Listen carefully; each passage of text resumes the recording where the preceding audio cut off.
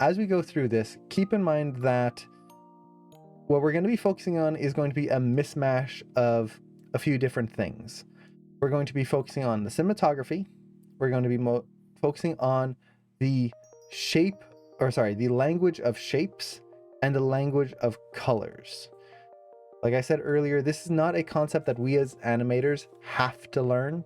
We do not need to know this. It is not going to make or break our careers, but it is concepts that we can learn and add to our animation knowledge that will help us create better and more interesting shots. It also allows us to better work with a studio and with our co-workers, because it allows us to improve and complement their, let's say I'm working with a cinematographer, my animation can complement their work instead of detracting or not paying attention to it. So it is stuff that's very useful. The other thing is we're going to be focusing on the animation because, hey, we're an animation channel and I'm an animator, so gotta look at animation and everything. With that, let's actually just get started here.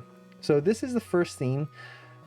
Basically, it's a very simple scene. We're not going to play with audio. I'm not sure if it would be copyright struck or not. You don't really need the audio for this. It's pretty straightforward. And plus, I don't want to spoil anything. So we've got this very simple scene. It's pretty much introducing the characters at the beginning of the film. And there are so many wonderful elements. We'll focus on the animation first. The animation is very simple.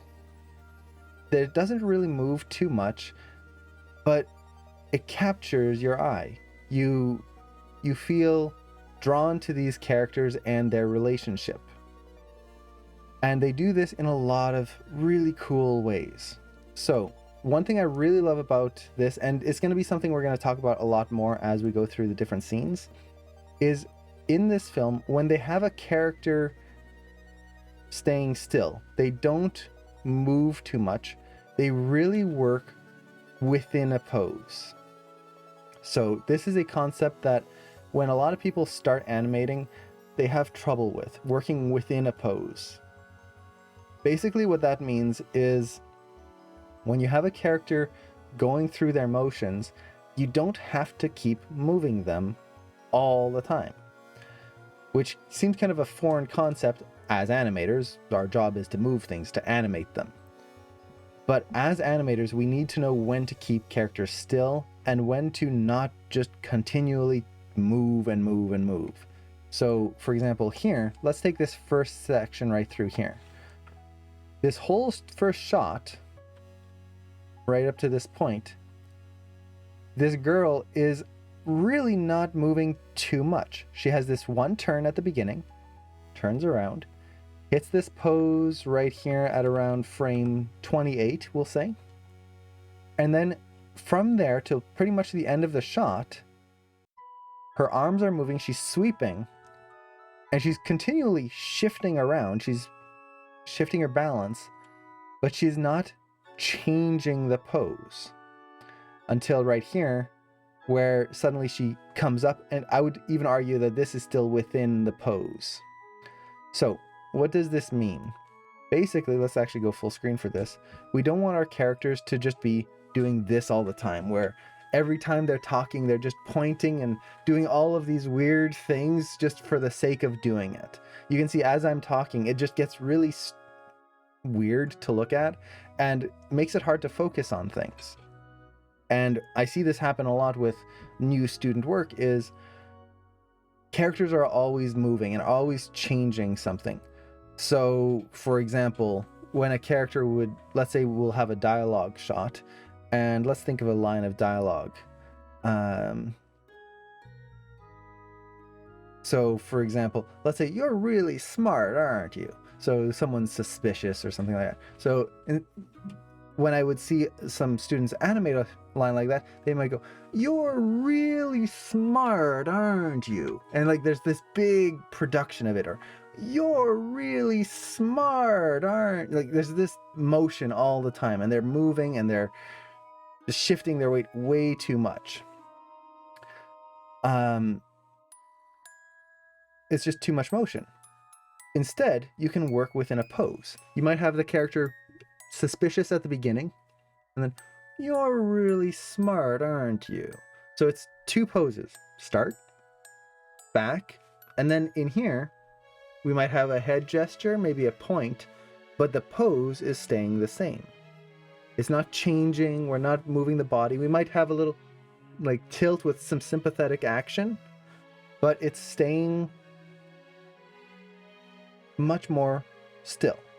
Now, with that in mind, watch these characters again.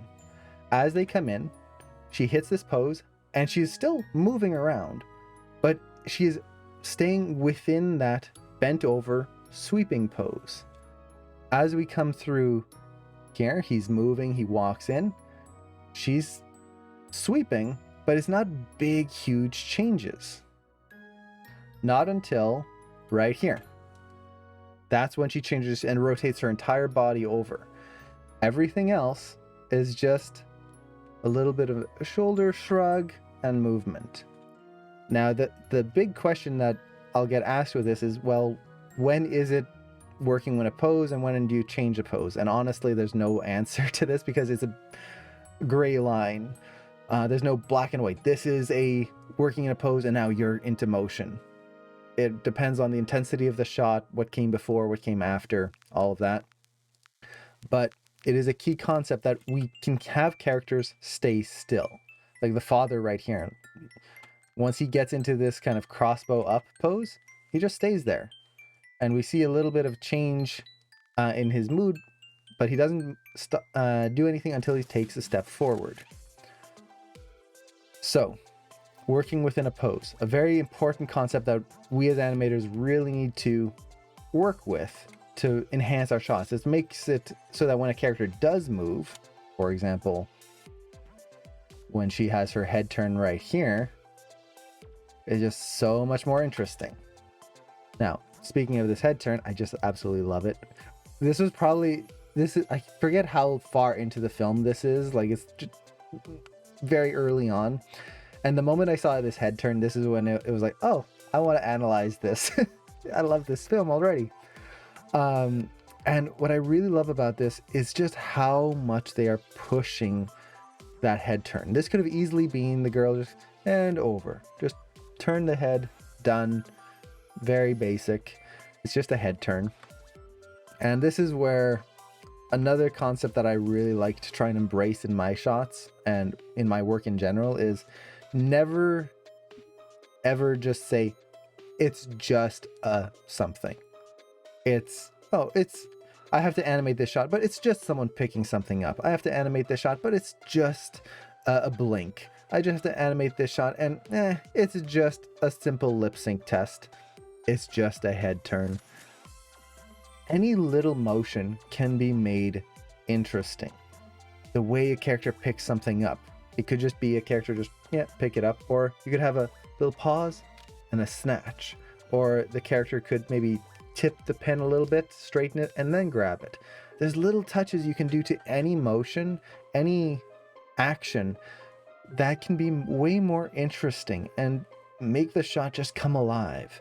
And this film throughout, I think I have a few other examples of this, but throughout this film, if you do watch it, watch out for those. How they take, we'll say mundane actions that would normally be not super interesting to watch, and they make it feel like a wonderful moment.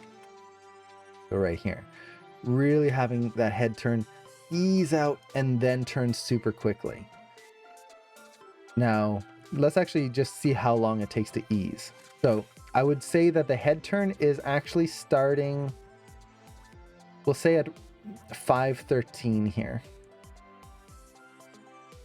Technically, the entire action is starting a little sooner with the shoulder raise, but that is kind of the leading action. So another thing while we're looking at this, pay attention to what's leading and what's following. We talk about this a lot on stream, but it's a very important concept, so I'll keep repeating it till the end of days.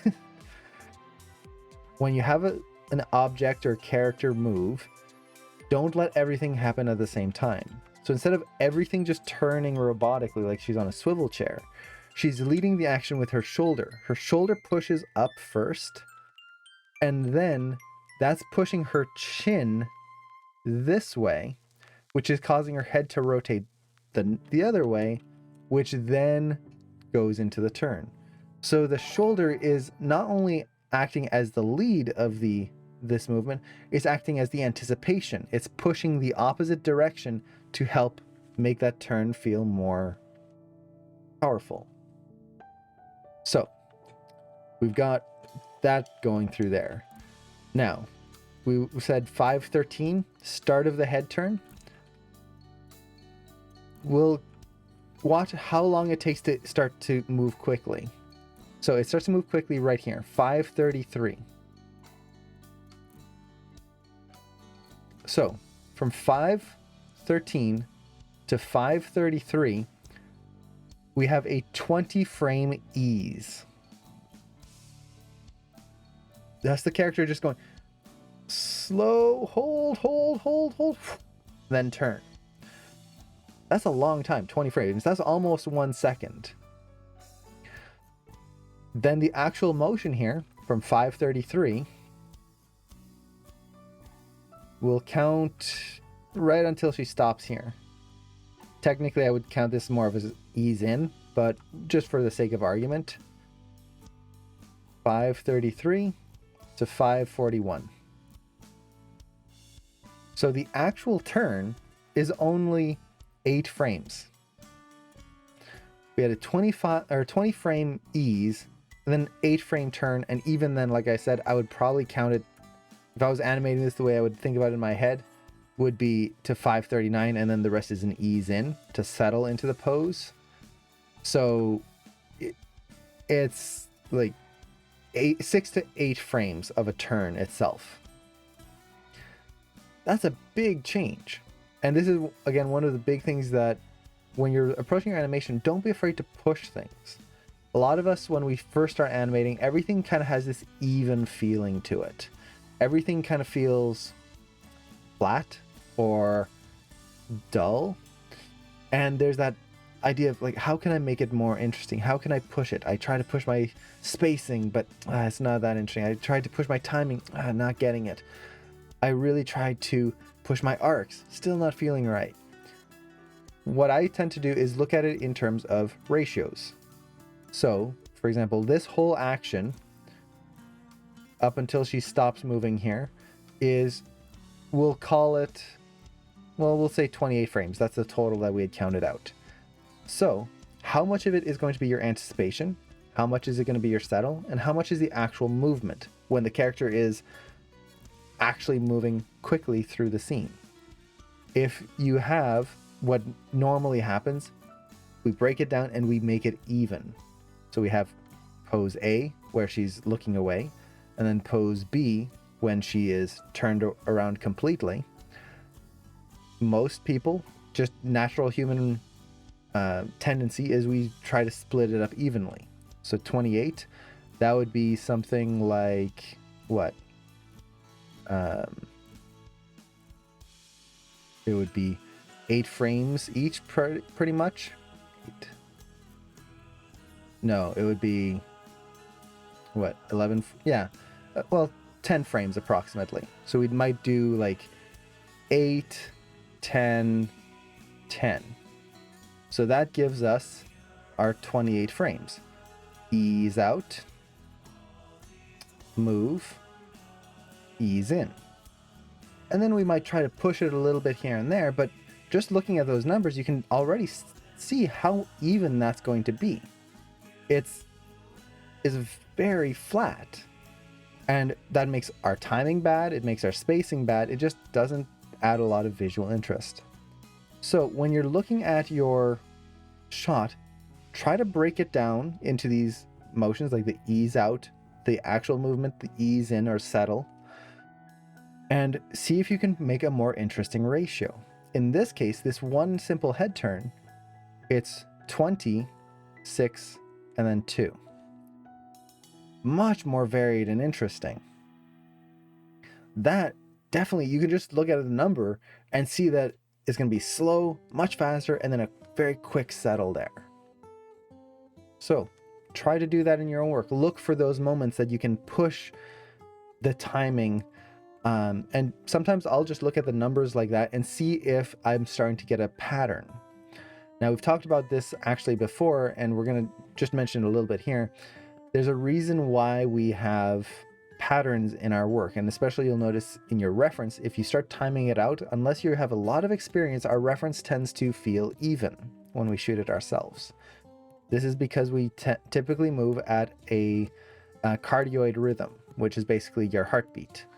When we're moving and acting things out, when we're filming ourselves, if we don't focus on things, we will tend to do all of our actions based on our heart rhythm, our heartbeat, which makes things even. Even if we try not to, it just kind of happens by default.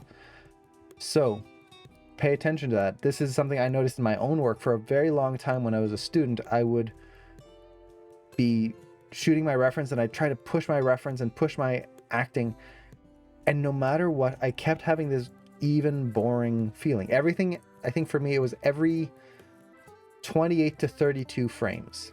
Things would happen within that range. I would do an action, and then the next action would be 28 to 32 frames. The next action after that, 28 to 32 frames. There was always this rhythm.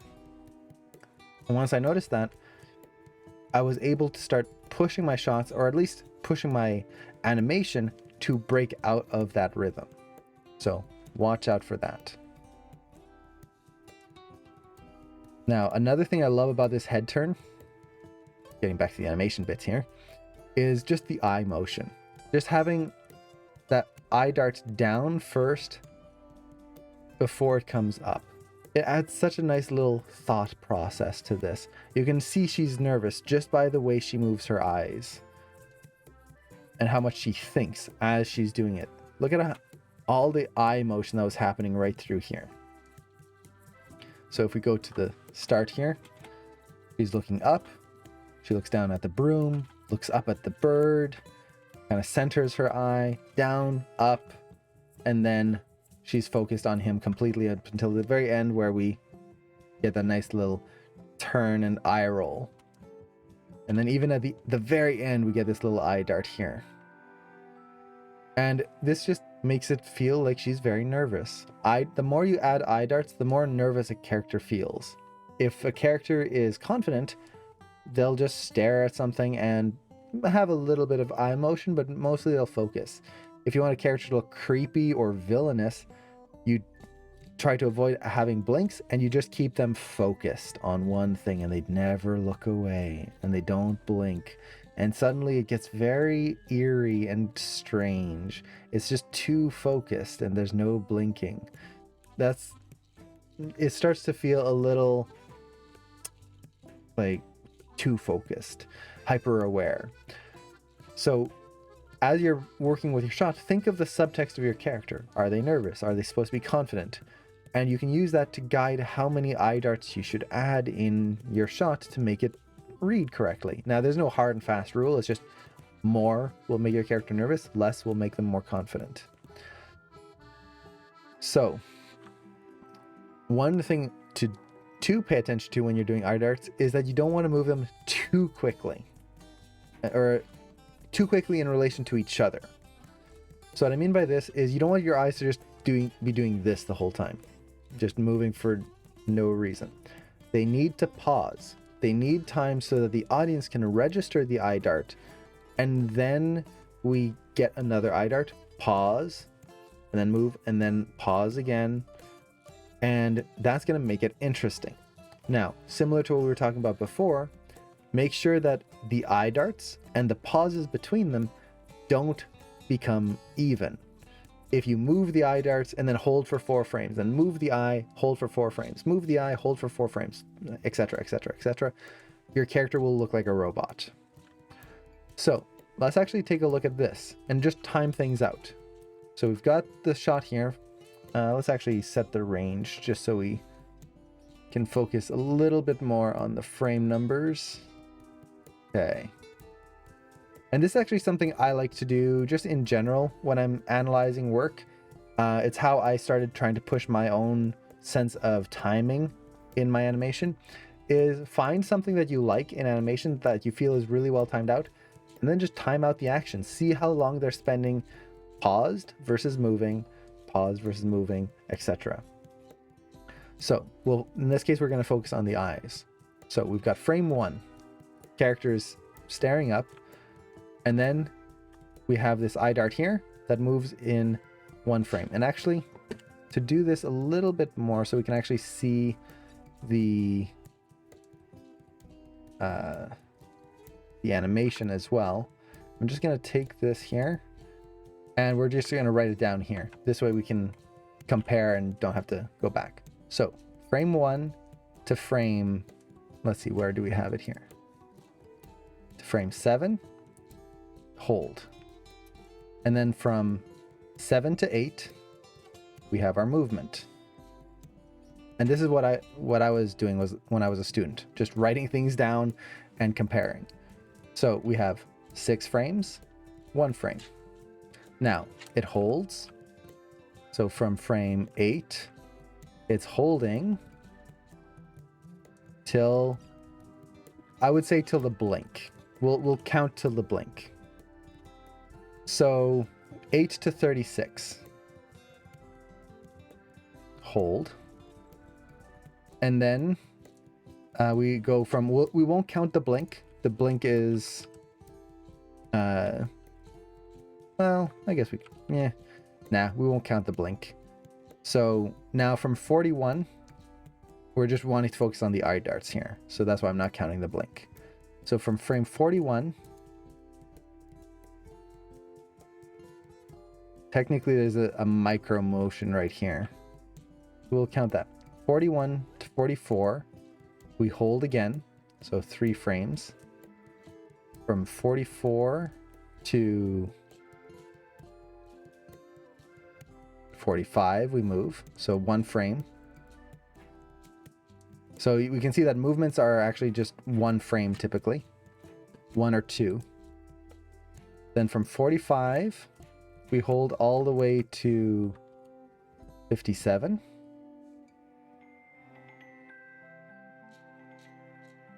Hold. I should do this in 2 colors. 57. 57 to 58. We've got a movement again. 1 frame. Holds for right here. 58 to 74.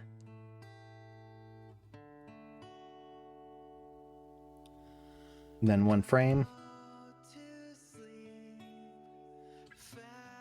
So 1 frame there, 74, 75.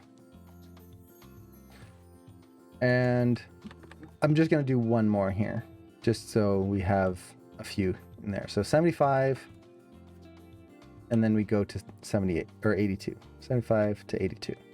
Okay. Oh, 82. And there we get another hold. So let's actually count out our holds. So 8 to 36, that's going to be 28 frames. We have 45 to 57, so that's 12 frames. 58 to 74, that's another 16 frames right there. And then here, 7 frames. So let's actually mark our holds. Look at that. And I should move this so my camera's not in the way. Haha. There we go. Not one of these holds is the same. And the eye darts are all super fast. 1 frame. Let's actually just clear that out. Don't need to write that down. So 1 frame darts. And then the holds, not one of them repeats the same number. This is what's going to make those eye darts in your shot read as interesting. If you start repeating a pattern, you're going to get things that look a little weird. So even if they don't repeat specific numbers, let's say instead we did 6 and then 28. Pretty good. And then we do 7 and then 25 and then maybe 5 and then 29. oh yeah, no numbers repeat. But see how it's going fast, slow, fast, slow, fast, slow. It's just inversing. That's going to feel like a pattern and it's going to feel fake. You want to create this randomness to it. And to be fair, there's no such thing as truly random when we're doing animation because we have to plan it out, so it can't be random. But we want to give the illusion of randomness. That's what's going to make it feel like these thoughts are just popping in their head. And this can be very tricky.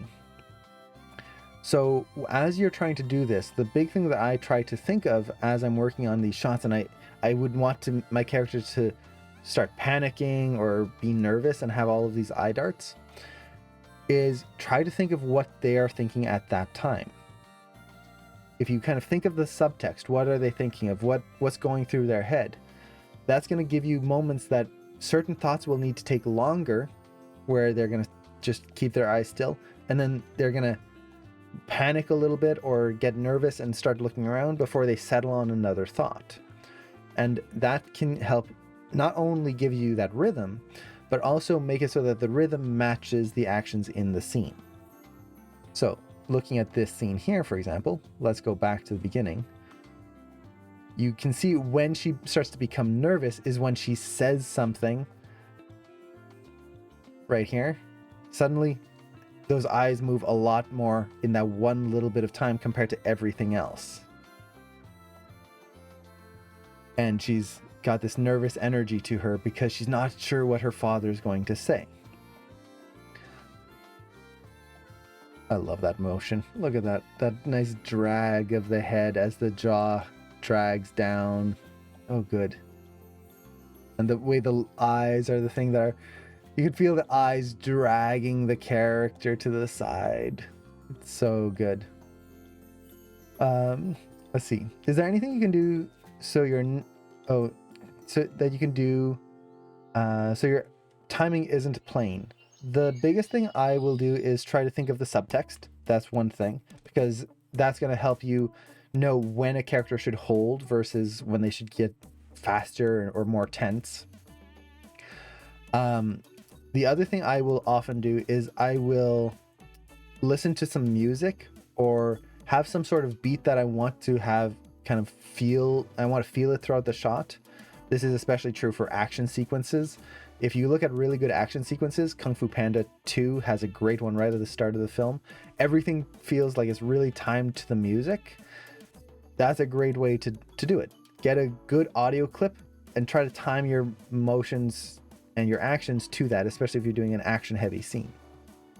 Otherwise, what I'll also end up doing is just record myself making the sound effects of the scene. We've talked about this before in the streams, but it's really just the concept of, if you're going to have your character doing a few different things, record yourself making the sounds of that scene. So what would be a good example? Well, here, for example, she's going to look over and she's talking, so it's sweep, sweep, sweep, and turn, and sweep, sweep, sweep. So you just record yourself doing something like that.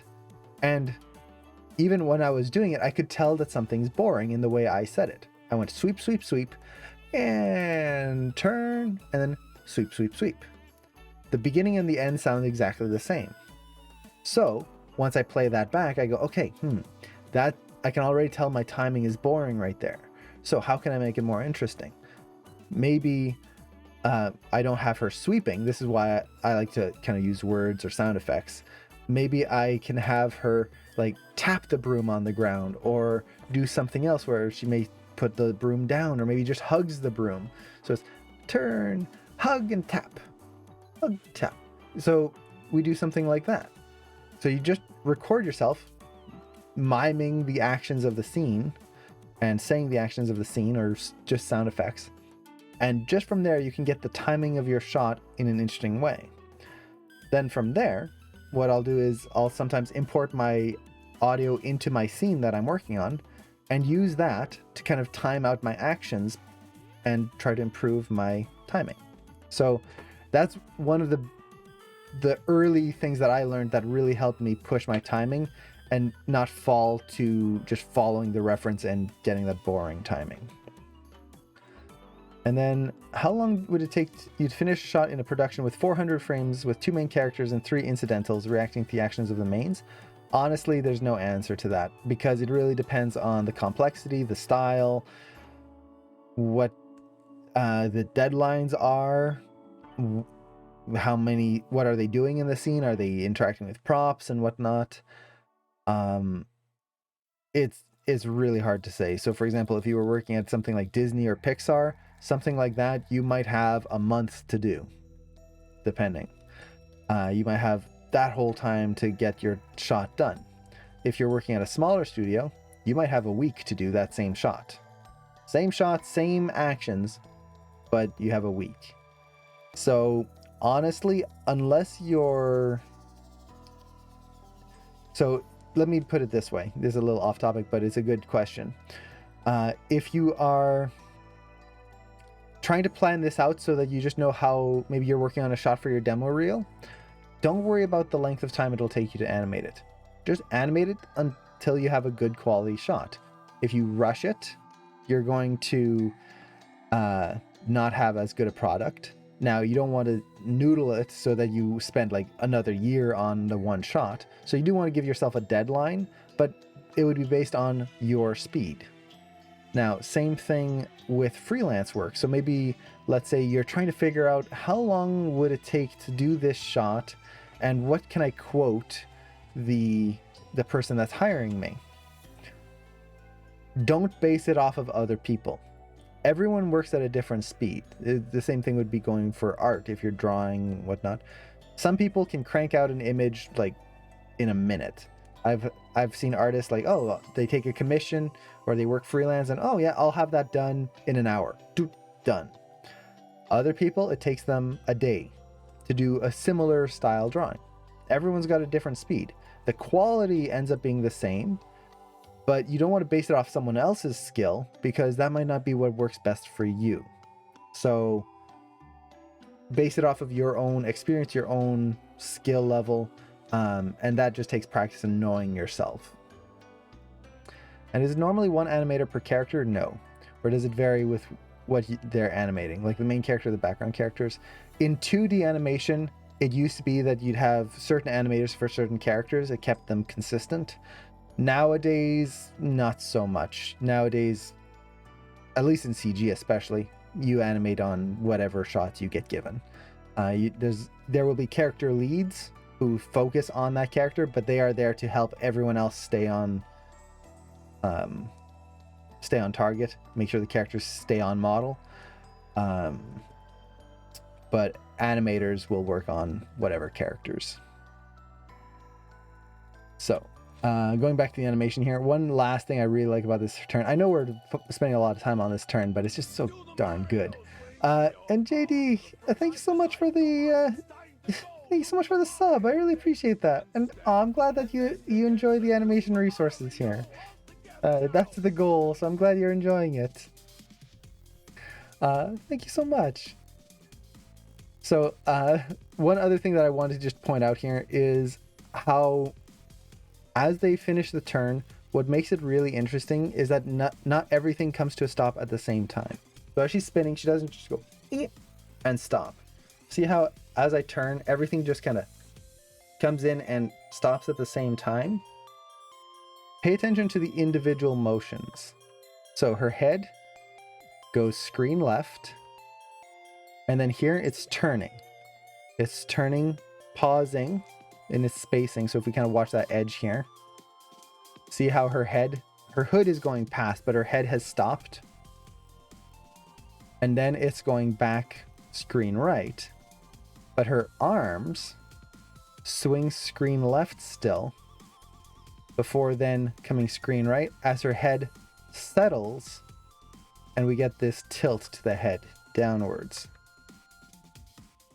So instead of everything coming to a stop at the exact same time, we have the head leading, settling back first, and then having that little bit of a nod at the end, and then the broom snaps in a frame after the head stops. And as her head goes forward, the broom settles backwards. So we've got that contrasting motion.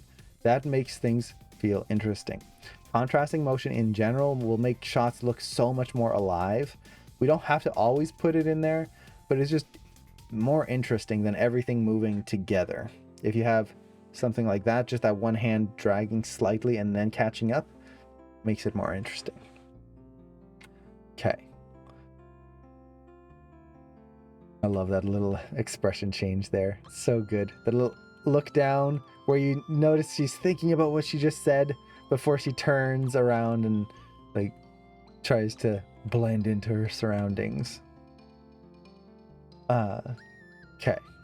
So let's keep going here because we've spent a lot of time on one shot and there's a lot of shots I want to get through on this film. This was just the introduction shot. I wanted to go over a lot more cool ones.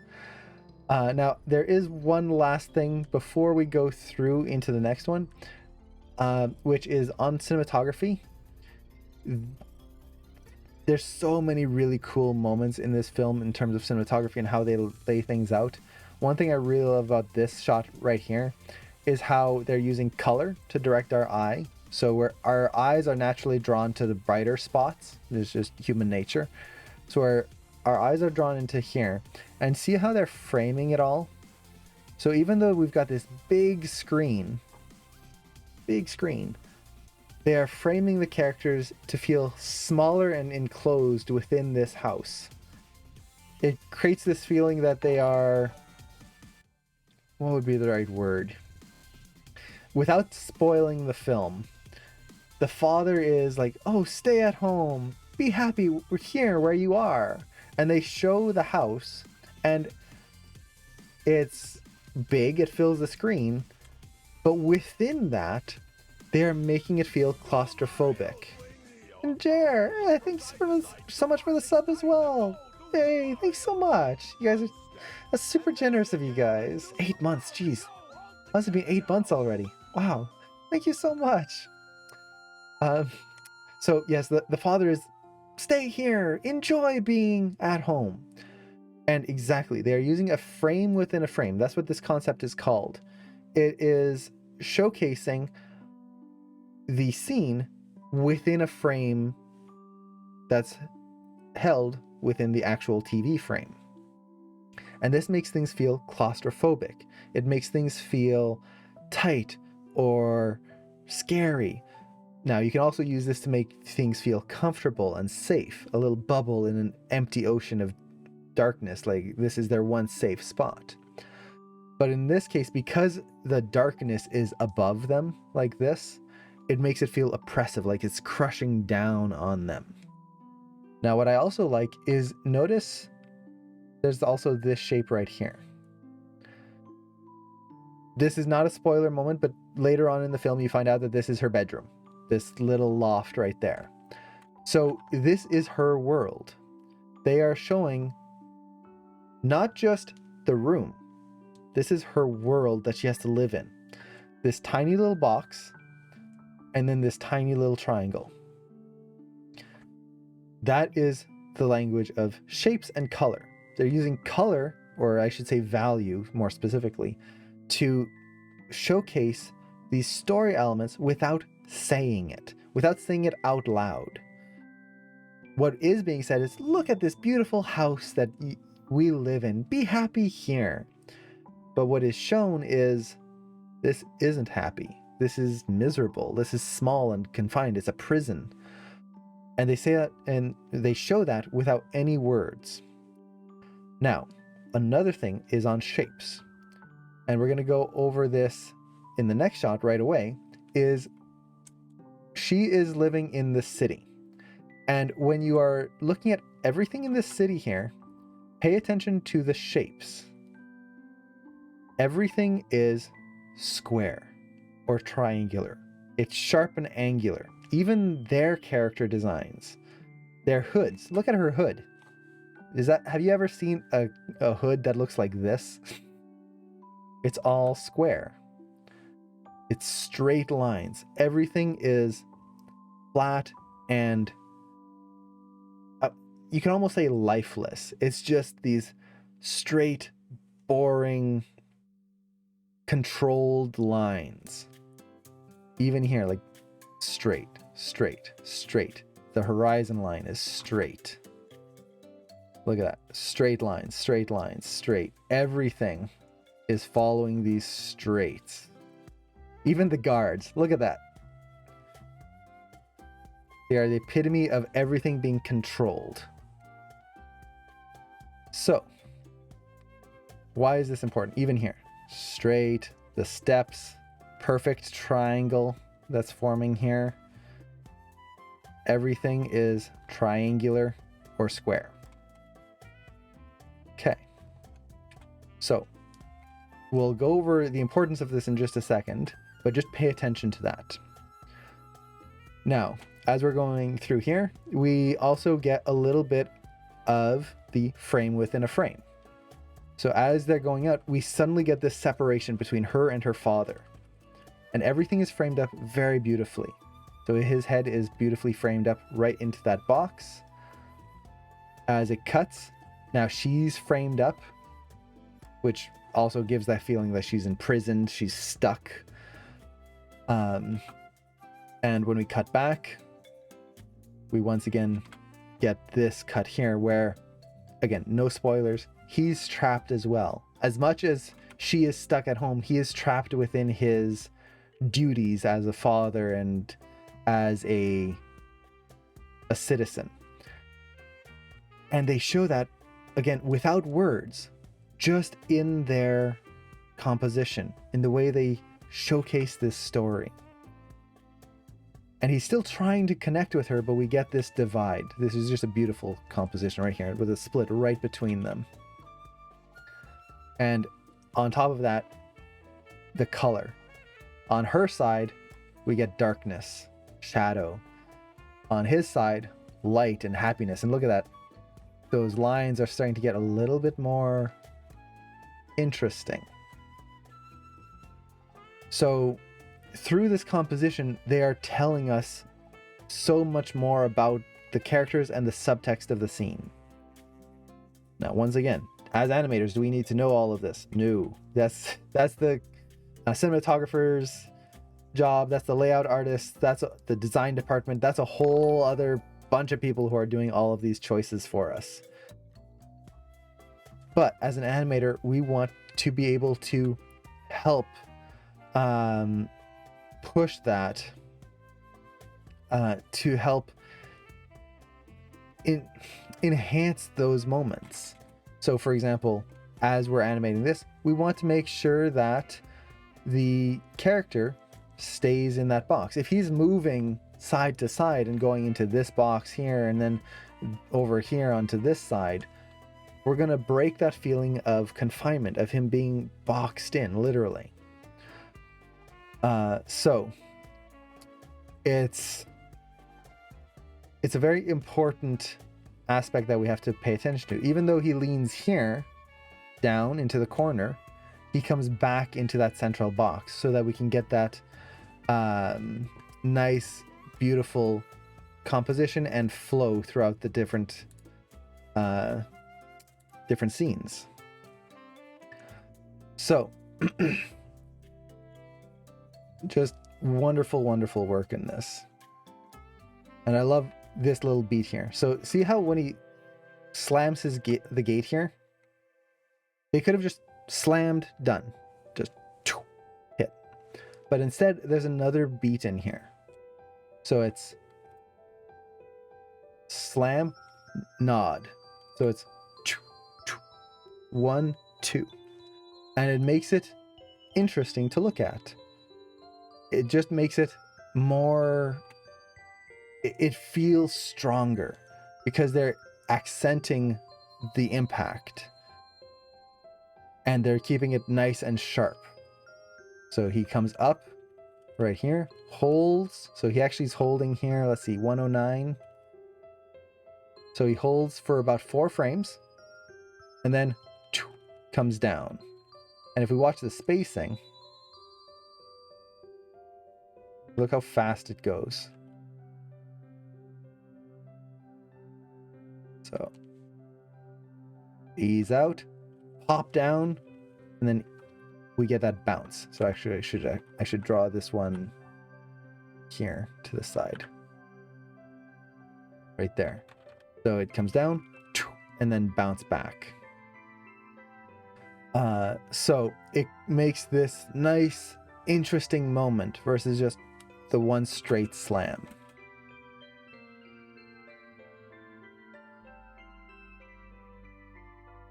Now, this is another thing I was going to mention a little later, but I do want to mention it now so that you guys can pay attention to this throughout all of the other shots that we're going to be looking at. One thing that I really love that this show does, and lots of shows do this, but I find for some reason it stands out here just beautifully, is that they play around with the head angle of the characters versus the body angle of the characters. Now, this might not seem like a big thing when you first think about it, but through a lot of shots, when you look at, well, let me put it this way. When I see a lot of student work, there is a tendency to keep the head facing one direction. So the characters will be acting and they're going to be doing this kind of thing, where they're moving their body a lot, but the head doesn't really move too much.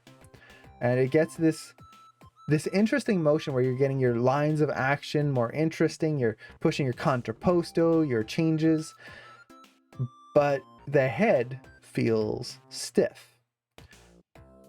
Now, is that a bad thing? Not necessarily. But what that creates is a lot of excess movement. Instead, going back to the concept we were talking about earlier, working within a pose, if you have the body stay a little bit more still, once again, it doesn't mean that your characters have to be frozen and just sitting there and not doing anything and not just sitting in one spot. This is not that interesting to look at if I'm just staying like this. But if I'm staying still and I accent with my head and I tilt the angle of my head and get some different gestures with the head, suddenly that's a little bit more interesting. And if you watch this, even the walk in here, watch the girl. She's looking up. Her eyes are still looking at her father, but she's tilted her head down.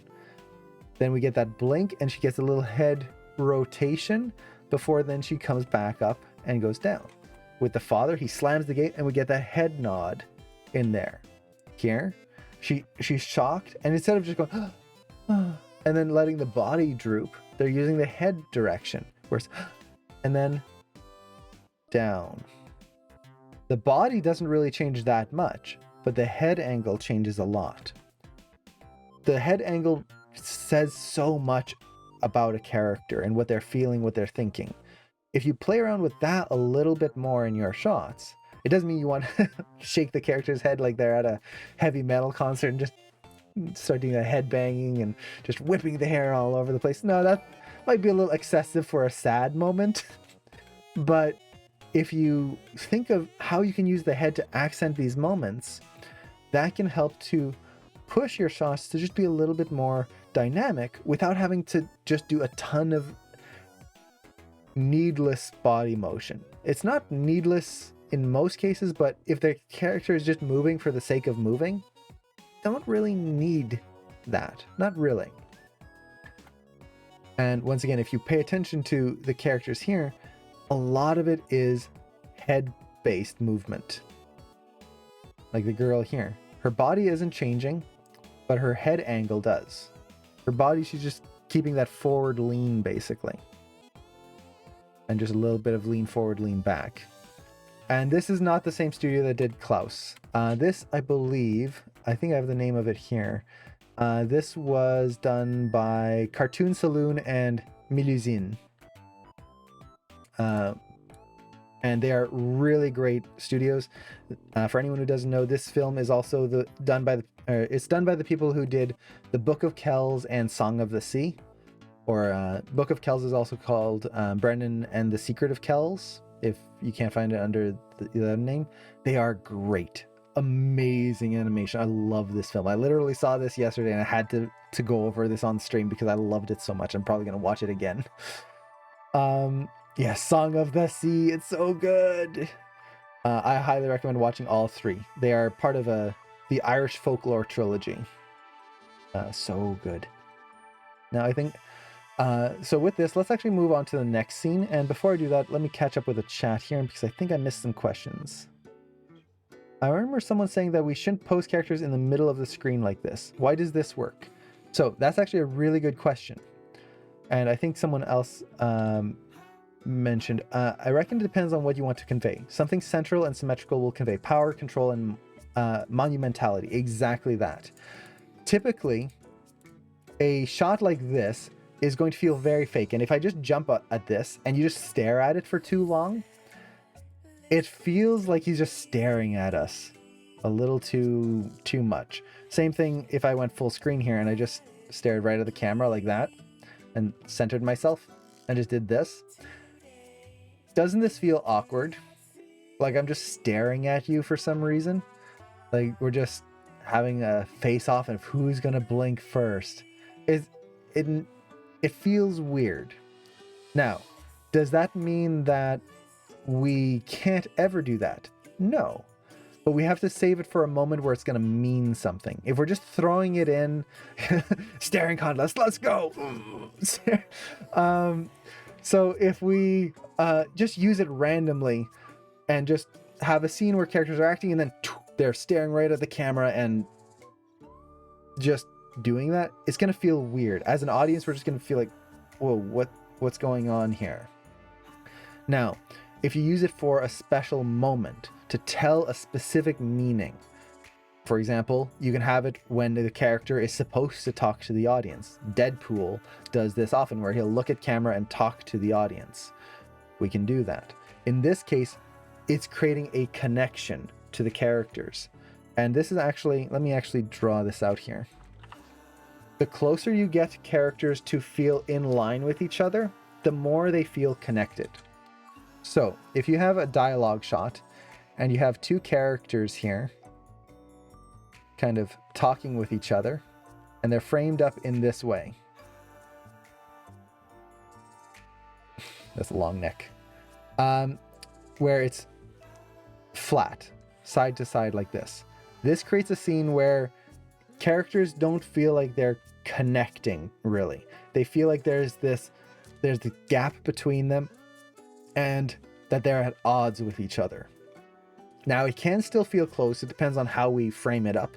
But in general, this will make our characters feel like they are opposites or that they have a conflict. If you look at Toy Story, this is how Buzz and Woody are very often framed at the beginning of the shot or at the beginning of the film. Now, the closer you get to over the shoulder, so now let's say we have a shot like this, where you have one character standing here, and then the other character standing here.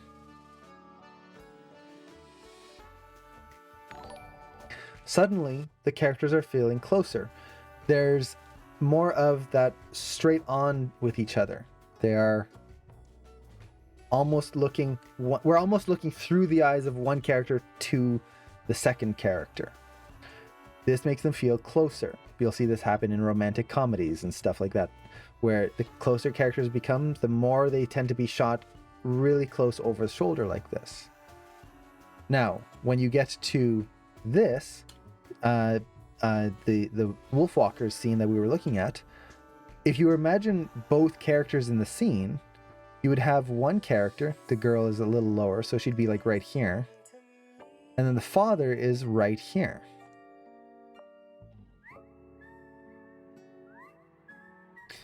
Looking right at her, or technically to us, the audience.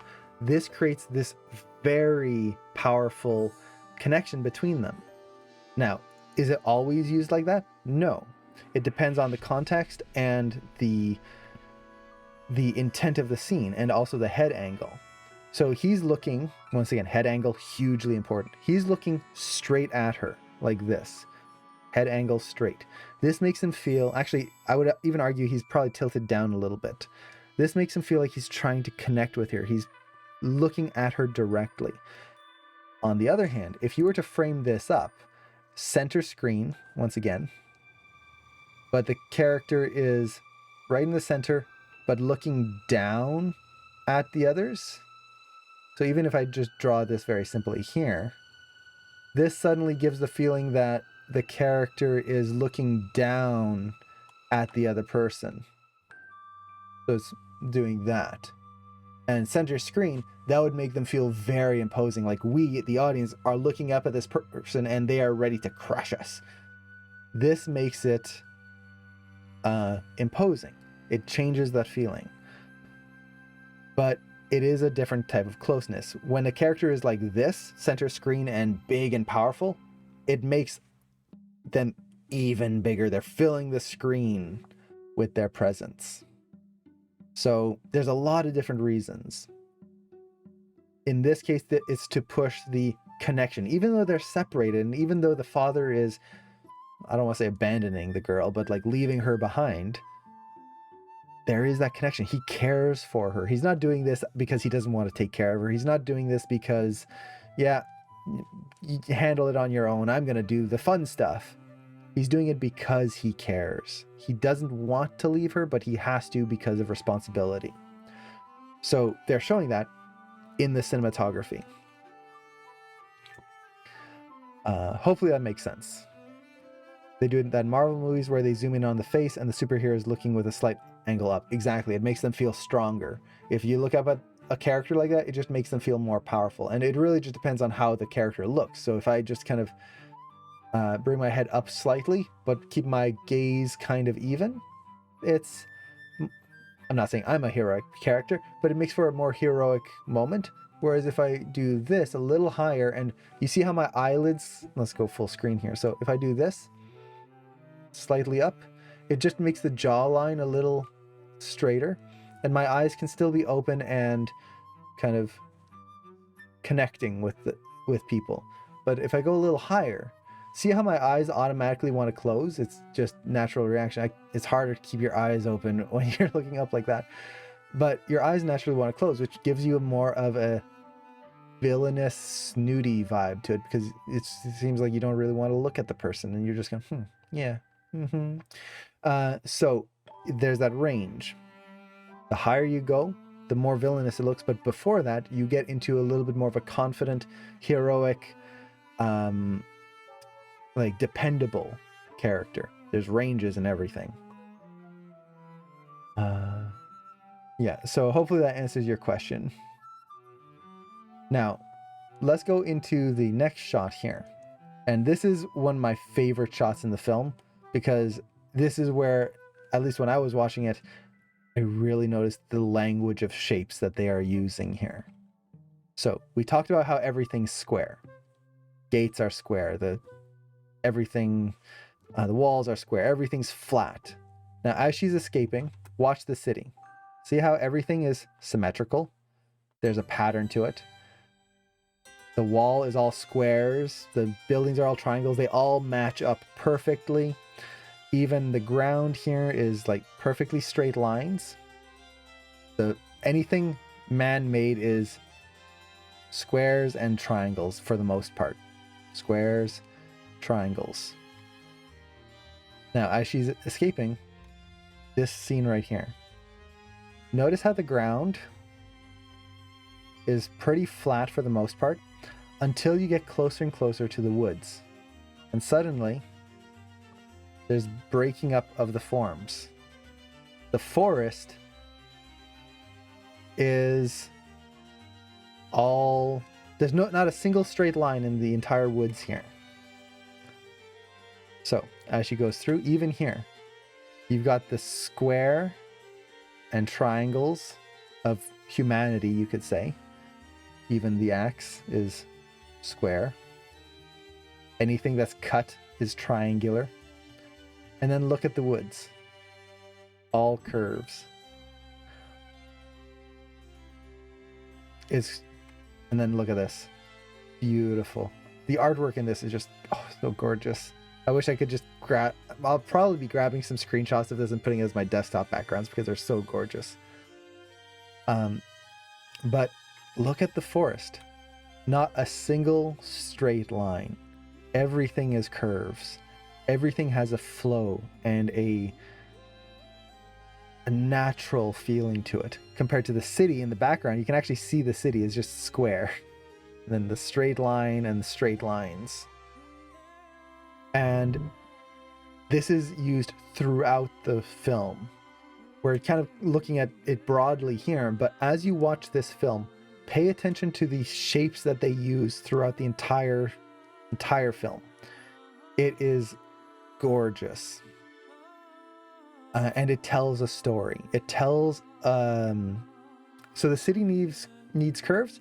No. Story-wise, this is exactly what it needs. It's showing the difference between the city that is structured and everything has a place and everything is controlled, versus nature, which is wild and free. And it doesn't make it better per se, but it is different. And that is an important thing. Now, let's see. I think this is where 3D will never catch up to 2D with visuals.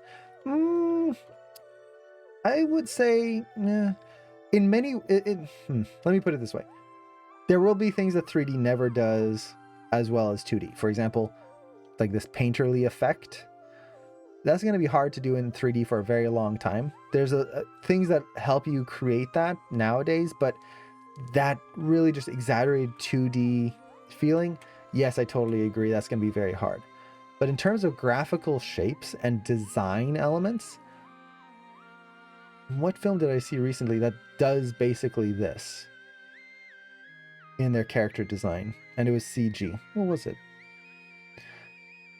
The technology is advancing so quickly nowadays that we are starting to get this design element. Well, actually, Soul. Soul is a wonderful one. If you haven't seen that, no spoilers here, but there is a afterlife look in there versus the real life. And in the afterlife, characters even are made out of just straight lines, and like they look like they're just what would be the right word? Basically made out of just lines put together like a piece of string. And it is so visually different than the rest of the characters. Now that's a small element. Yeah, kind of wire sculptures, exactly. And that is in a 3D film. It is totally possible.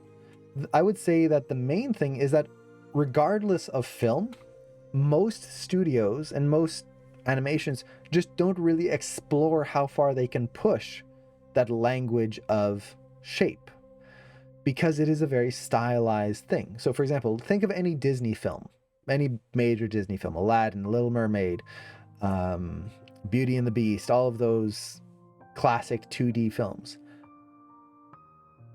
They are beautiful, brilliant. Aladdin is one of the best films to study just for color theory. It is just gorgeous. But none of them really push the language of shape. They will use it subtly in certain areas. For example, evil things are spikier, nice things are softer looking, and colors they will use like darks and purples for villains and reds, whereas good characters are blues and softer colors. But it is a choice to go this far. And one thing I really love about Wolfwalkers, Song of the Sea, Secret of Kells, is that they embrace that language of shapes. So that language and that ability to do that is in anything. You can even do it in live action. There, if you watch, now what, I'm gonna forget his name. It's the same guy who did The Adventures, or no, Zizou, what was it? What was it? Mr. Fox? No. Fantastic Adventures of Mr. Fox, Dog Isle, or Dog Island. Wes Anderson. Is that Wes Anderson? Yes, Wes Anderson. Thank you. Fantastic Mr. Fox. That's it. Names are escaping me. Yes, Wes Anderson. If you study any of his films, his are live action, many of them. But even the live action ones tell a story through color, shapes, and cinematography in a very clear and interesting way. but it's very stylized. You can't watch it like you would watch a normal film. It doesn't feel like it's real. For example, Isle of Dogs. Yes, it is so good. And I love Isle of Dogs just because of the name. Like, it's Isle of Dogs, Island of Dogs. Yeah. Until you say it quickly and it just sounds like I love dogs. Isle of Dogs. And it's just, the name even is a wonderful twist. So yes, it is. The language of shapes, it transcends any medium. 2D, I would argue, just like you said, is probably the easiest to do because you just draw the shape and there you go.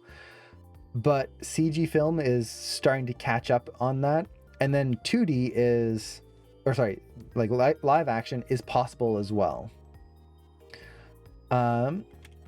So yeah. And how important are colors in 2D films? Depends on the film. They aren't, colors and shapes, they are not, like, they will not make or break your film, but they can help enhance and push the story more than what you would normally be able to do. So yeah, exactly, like Gaming Car said, colors are good for setting the mood, for making you feel something. It's like music.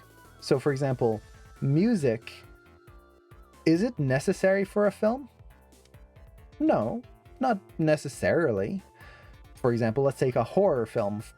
A horror film could be scary just by seeing the monster, just by the atmosphere.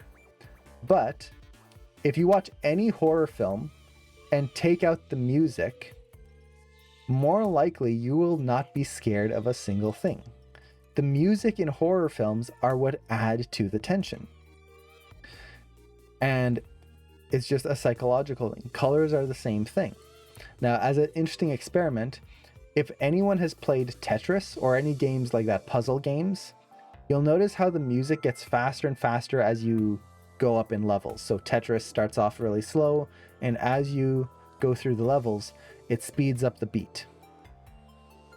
If you turn off the music, most people will end up going further and getting a higher score than if they play with the music, because the music is designed to make you feel like it's actually faster and more frantic than it actually is. So if you turn off the music, you will actually be able to play it better and be more relaxed about it, and it's just going to be, just keep playing. But as soon as the music plays, it makes you feel like, oh my god, the blocks are dropping so fast, how can I keep up? It's really not that fast, you just think it is. Same thing with boss fights in video games. That boss music kicks in and it makes you feel like, oh my god, the stakes are higher. But really, are they any higher than before when you were fighting a bunch of the other minions? Not really. Yeah, the boss does more damage and it'll take a few more hits, but you feel like it's bigger because the music and the atmosphere that they create make it feel like it's supposed to be important. So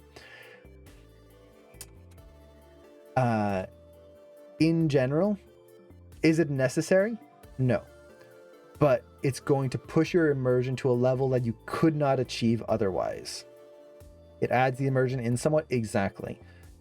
And that goes with music, color, cinematography, the language of shapes, all of that stuff. They all kind of combine into that immersiveness and telling a story above the regular story.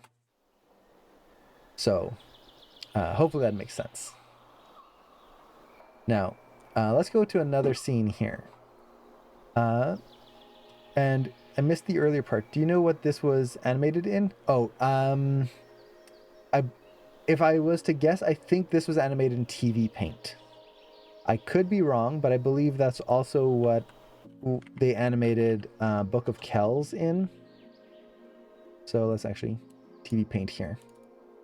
And the main reason I guess this, and again, I am not 100% sure, it is just what I would assume, is that many European studios tend to use TV Paint versus Toon Boom for their animations.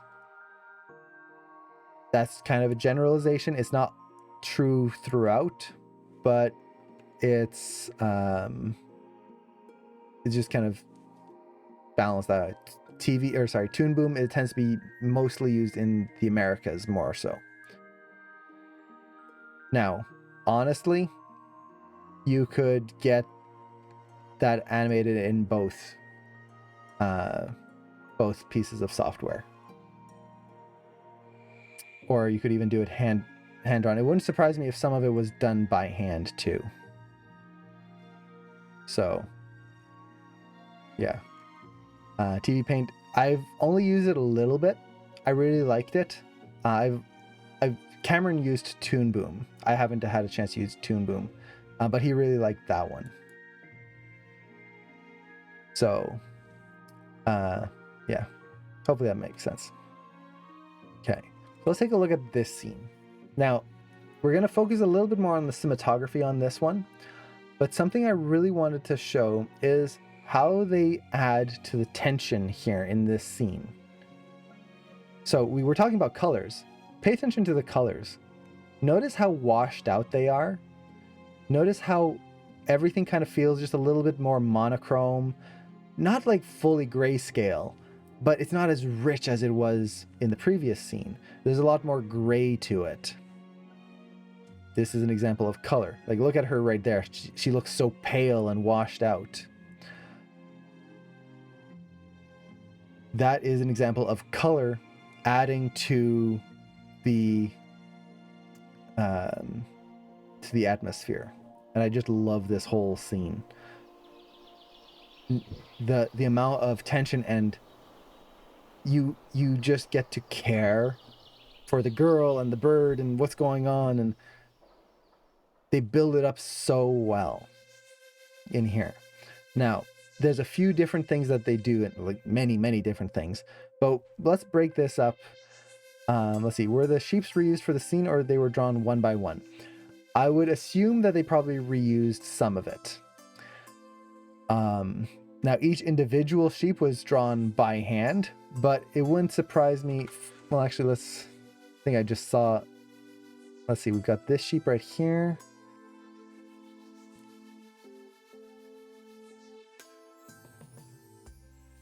Yeah, I think, was it the same one here? Look.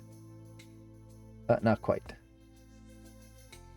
So, like I said, it wouldn't surprise me if they were drawn one by one. Honestly, it wouldn't be too hard to do, but because they're moving so quickly and kind of overlapping each other, it wouldn't surprise me as well if they reused certain assets.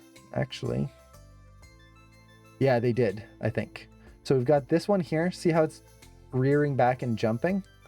I think we'll see. Right. Where was it?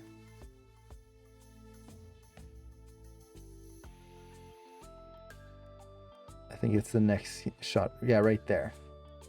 Is that the same one? It might just be kind of reusing the same idea. No, it looks like it's the same one pretty much. Not quite exactly. But anyway, it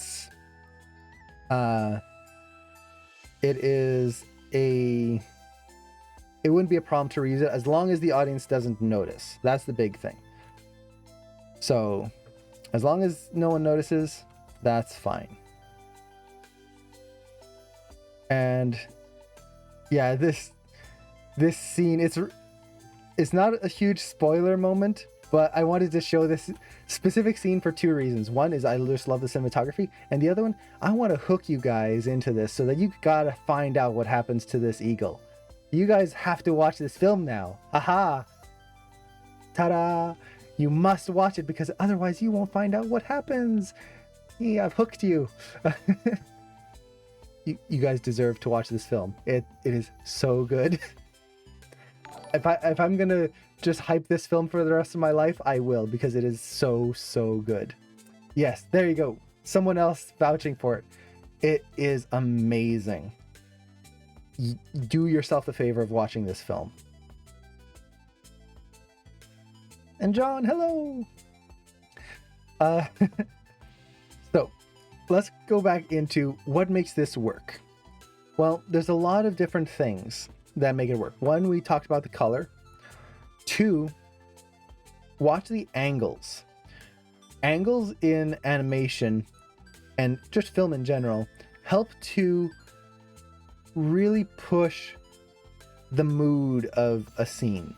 And a lot of times we can just push it a little bit and the audience won't really notice, but it will add. And what I mean by angles is just having things not straight. So for example, as the sheep are running here, watch the lines that they're running in. They are not running in perfectly straight lines. Even though there's a pattern to it, you've got some sheep running this way, some running this way, some running this way, some running that way. So see how it's zigzagging? That creates a hectic feeling. They're not just moving in straight lines, or like think of Lion King, when all the wildebeest run into the valley. They are all kind of moving in one direction. What that gives is a feeling of chaos, yes, but more specifically, something to run away from. It's the boulder from Indiana Jones. It's this big thing that's going to crush the character if they're not careful. It creates a feeling of like power, like a tsunami or a avalanche or just a huge rush of water coming through. It's one direction. Here they have multiple directions going all over the place, which creates the feeling of chaos, and they're doing that by showing angles. Now here, even the sky, see how everything's dragging in? It's not straight clouds pulling us in. Now this is really cool because it pulls us in down to the center, which is where we're going to look down, and we're looking right here between the two characters. Now once again, as soon as they are showing the scene, look at the scene, all angles, and just like Gaming Car said, the lines aren't parallel. We're getting all of these. Even the ground that they're on here slopes.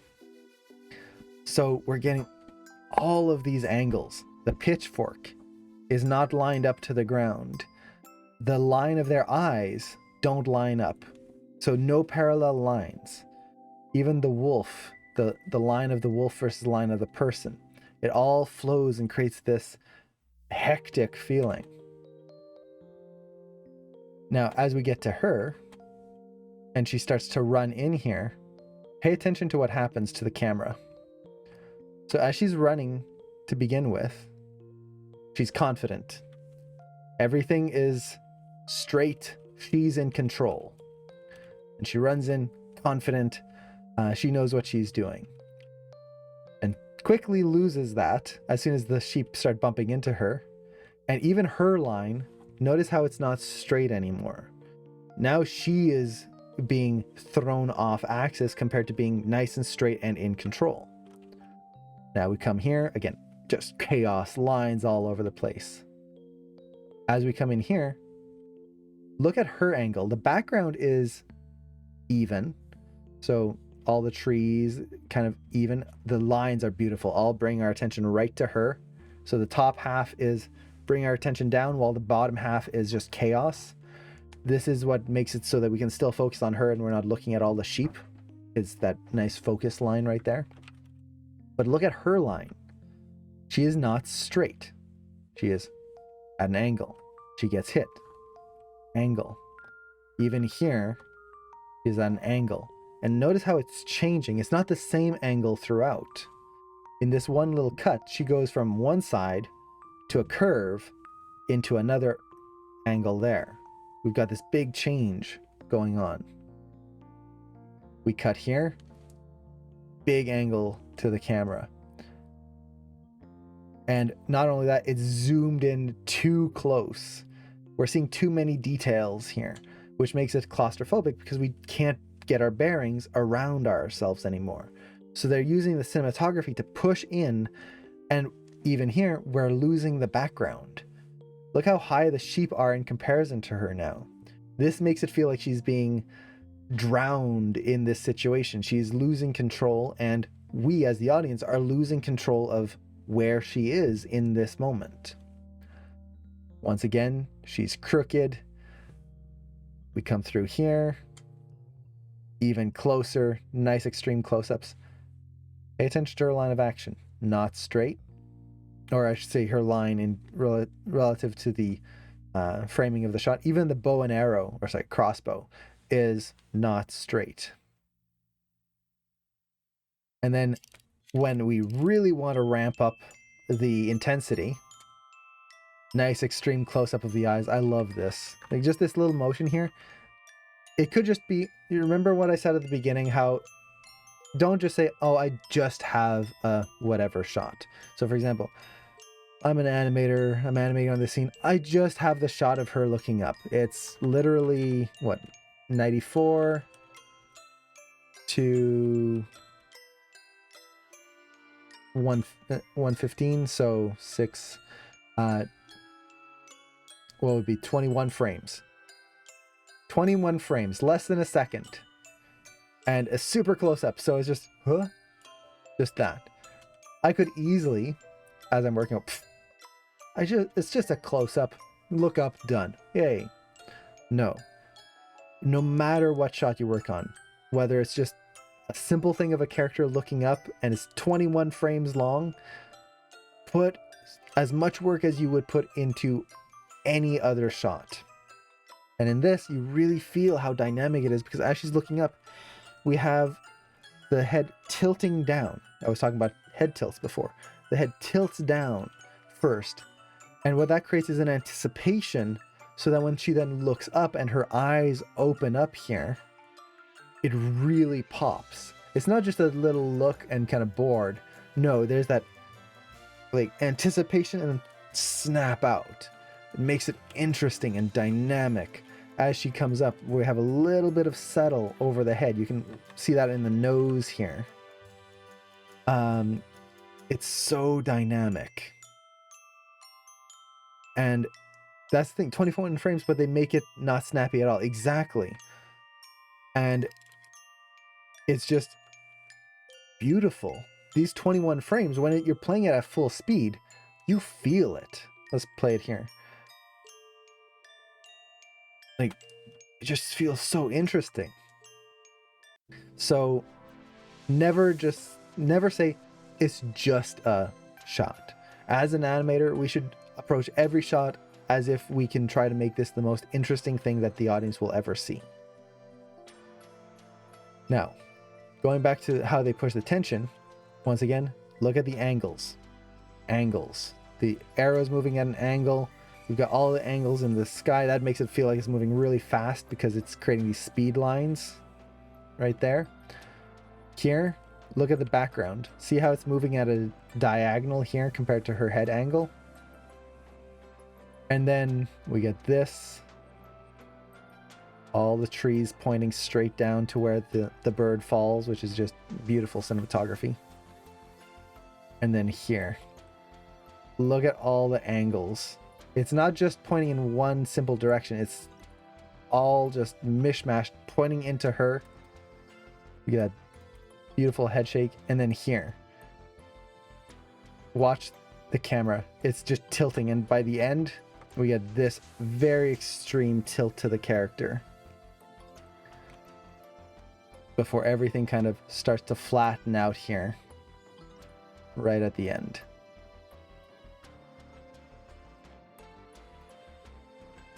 So good. And they're using the movement to exaggerate this. They're using the cinematography. They're using the color. They're using the framing to push how intense this feels.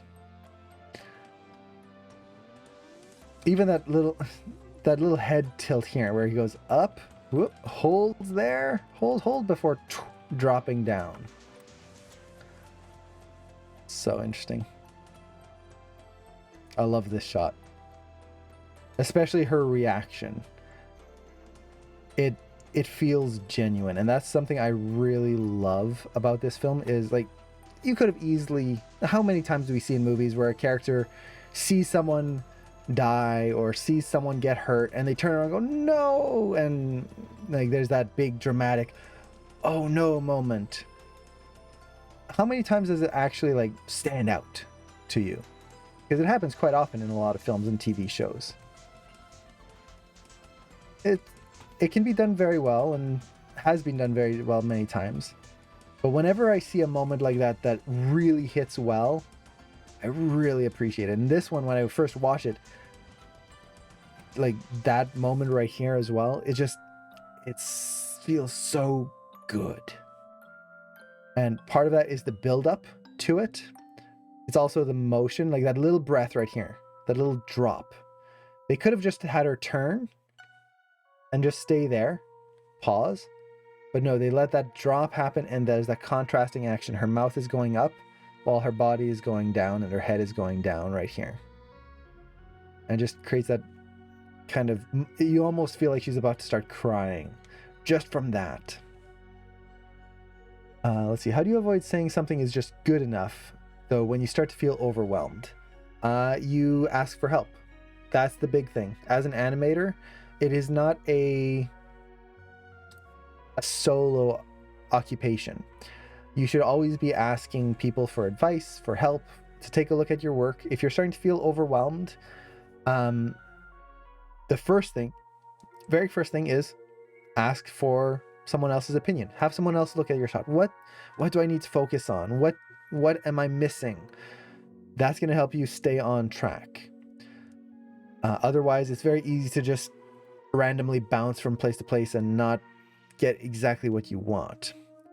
Now, the other thing is, don't be afraid to take a break from your shot.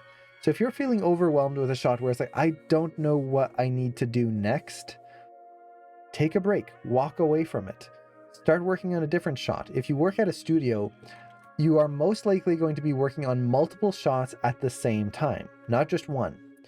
And that's a great way to understand, or sorry, not to understand, to break out of that, I don't know what to do next on this shot. I'm stuck. What am I not seeing? Take a break from it, work on something else. I see this happen a lot of the time with students. I see it happen with myself. So for example, I'm taking a sculpting workshop right now. I haven't done sculpting in many, many years, and I decided, hey, let's do it. As I'm sculpting, every week, I will work and work and work on the sculpt, and there reaches a point, sometimes multiple times a week, where I look at it and I don't know what to do next. I'm looking at it and it's like, I can't see what I need to do. You could say it's like being overwhelmed. I have to do all of these things, but how do I approach it? Do I do the shirt first? Do I do the pants first? Do I do this, like, whatever?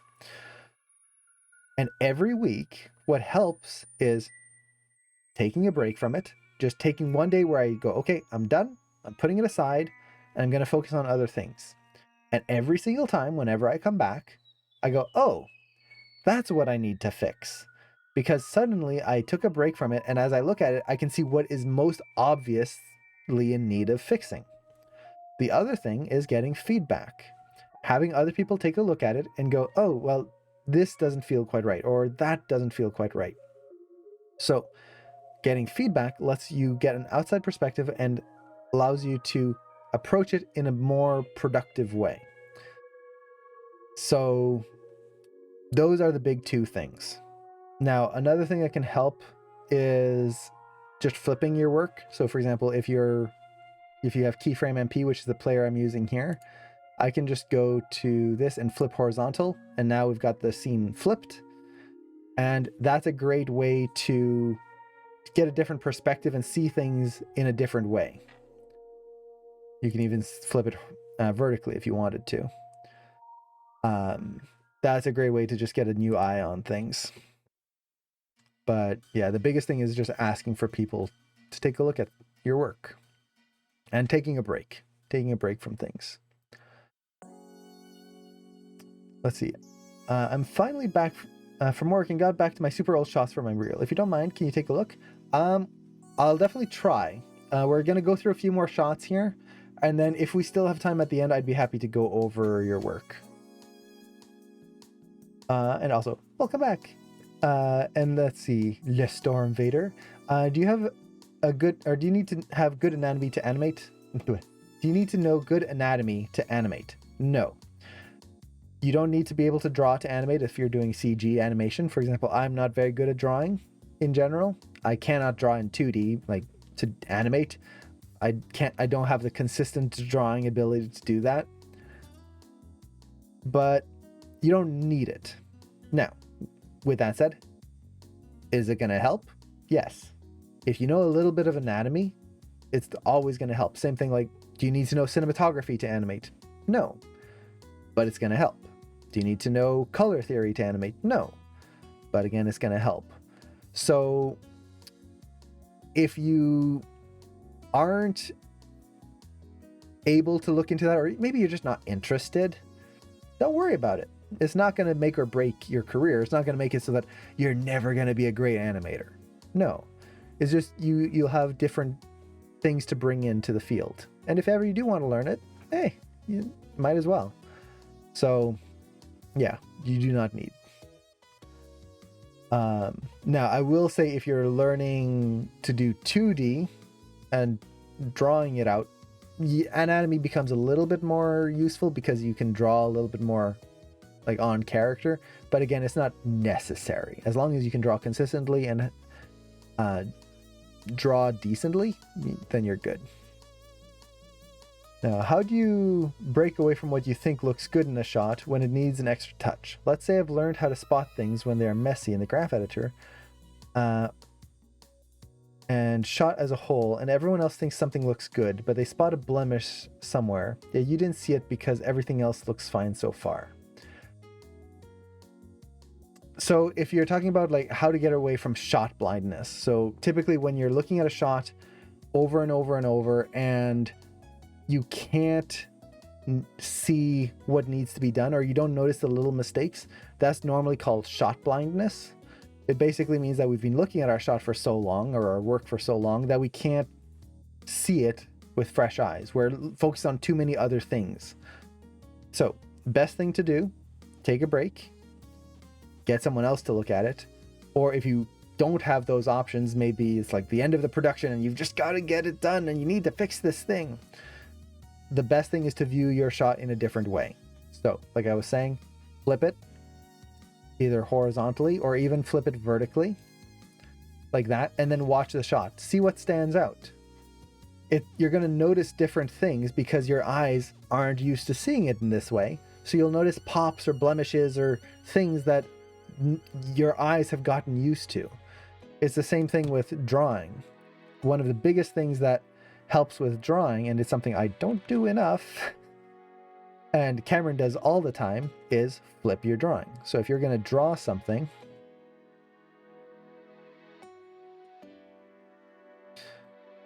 like that, let's say you draw something out, flip the drawing. You'll notice the imperfection. So as I do this, the mouth is way off to the side here. So maybe that's a little too far. Maybe something more like that. And then I'll flip it back. Okay, how does that feel? Okay, let's put the ear in there. And then flip it.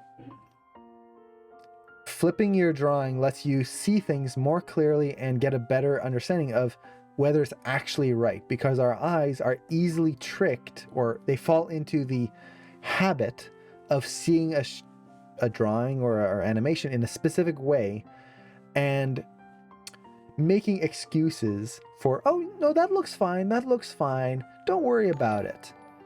And the moment you flip it, it goes, oh, whoa, no, whoa, that's totally wrong. Why did you think that was right? And it's like, curse you eyes, why? So flip the drawing or flip the animation. Additionally, if your player supports it, play it backwards. Play it in reverse. See how that feels. You'll notice certain things will stand out. Now, when you're doing that, you just have to be careful that you're not going to like break something when you're playing it backwards, because things are going to be a little weird, but that can help. Additionally, playing it at a different frame rate. So for example, here, where is it playback? I could set the speed. Let's say to half speed here. And that's going to let me notice more things that I might not have seen earlier. Again, getting fresh eyes, or play at a double speed, see how that feels. And the thing I love about playing at double speed is sometimes you'll notice that your timing is actually better. So yeah, so that's the big one. If you don't have the ability to take a break or give your shot to someone else to take a look at, any of those other things, basically getting a fresh eye on your scene, is what's going to help. Let's see, this is going to be a dumb question. There's no dumb questions. Everyone, and this is just in general, as animators, there are no dumb questions. I've asked a lot of stupid questions in the past, and every time when you think a question is dumb, and this is just kind of general, like, tangent here, when you might think a question is dumb, you never know who else it might help. And I've had that happen when I was a student, where it's like, I'm not going to ask my mentor this. They're going to think I'm an idiot if I ask them this. And then I build up the courage and ask them. And then it leads to interesting topics. And I remember a few times where a student went, oh, that's a good question. I'm glad you asked that. So it's never a bad thing. Any tips on how to approach other animators when you're still new to the team studio? In terms of tips, that is a good question. I would say approach them with the intent to learn. So this is a little bit of a tangent here, but as you are going through and ask, especially if you're new to the studio, when you address other people at the studio, ask or approach them as if you were willing to learn from them. One of the worst things that you can do is approach other people with, what would be the right word? I've seen this happen a few times, where people will approach others at a studio, or even approach me at a studio, and you just get this feeling that they feel like they know it all. Like, yep, I'm going to ask you this question, but honestly, I don't really need you right now. I'm just doing it as a formality, or like, okay, give me your opinion. Whatever. You get that feeling. Instead, approach them with the genuine want to learn from them, to see their opinion and be enthused about that. That's a big one. And just be respectful. Also keep in mind that most animators are dorks, and I use that in the best way. Like, we're nerds, we like games and cartoons and all of this stuff. So you don't have to be super formal all the time. Now that's hard to say because different countries are different in terms of that, but most studios I've ever heard of, animators tend to be like a pretty laid back group. So you don't have to be super like formal and like, yes sir, right away sir kind of thing. And let's see, so hopefully that helps. I know it's kind of a vague answer, but approaching people with genuine interest is always kind of appreciated by people. Now, I have many questions, but I try not to bother. One thing I must know, when should a student begin to think about internships, and how soon is it too soon? And would you say making it to advanced body mechanics is fine enough to look for a said internship in the fall? Many business people in my life recommend I look for those things soon and getting prepared. It's hard to say. Everyone's different. I will say one thing is that there is no set goal. So what I mean by that is, like, by class 3, I should be applying for internships. By class 6, I should be applying for a job. Everyone's different. Some people I know got internships when they were in class 2. Others never applied for internships even after they graduated because they were still practicing their work. So it's not so much about where you are in a like term-based thing, but where you are personally. And one of the big things for me is, one, don't be afraid of applying for internships. The worst they can say is no. With that said, I would, how to put this way, if you're applying for an internship, keep in mind that studios are looking for people who have a good understanding of animation. Now, it doesn't mean that they're experts, or else they would be hiring you. The point of an internship, and let's actually go full screen for this. The point of an internship is to get someone in that they can train and kind of learn the process and potentially hire you later on. Also, they get some work out of it too. Now, when they are hiring an intern, typically they are not looking for someone who has no animation experience. They're looking for someone who knows what they're doing. So that's like class 3 is a good moment because you understand body mechanics. Now, with that said, if you do not have a good understanding of body mechanics still, you're still struggling with body mechanics, your body mechanics just aren't working, I would say don't really apply for an internship. You could if you wanted to, but they're not going to, how to put this, they want to typically show you the more advanced topics. And if you're still struggling with like core body mechanics, this is why, like, if you're in class 1 or 2 and just starting body mechanics, there's really no point of applying for an internship. They're just not going to be interested. They want to get to the more important things and not teach you the basic stuff. So if you're in class 3 and you have a great understanding of body mechanics, definitely apply. If you're still like not 100% confident in your body mechanics and your skill level, you could practice on your own. Now, that's different for everyone. So what I would actually recommend is ask your mentor. Ask the person who's been teaching you. What do they think? Am I ready for an internship? Should I apply? Are there things that I should focus on in order to be ready for an internship? Or should I focus on just learning myself? They will be the person who will best be able to guide you whether it's a good time or not. Otherwise, it's kind of just self-reflection and kind of making sure you're ready. Again, the worst thing they can say is no. So if you want to apply, you can. But at least for me, like, this is just my own personal thing. When I was a student, I didn't want to come off as overthinking of myself. So when I would apply to things, I would always look at my work and go, okay, is there even a chance I could get hired? And this is where you ask other people too, because they're going to have better opinions of your work than your own. I'm always down on my work. But I would just go, okay, looking at my work, is it even close to the quality that they do at the studio?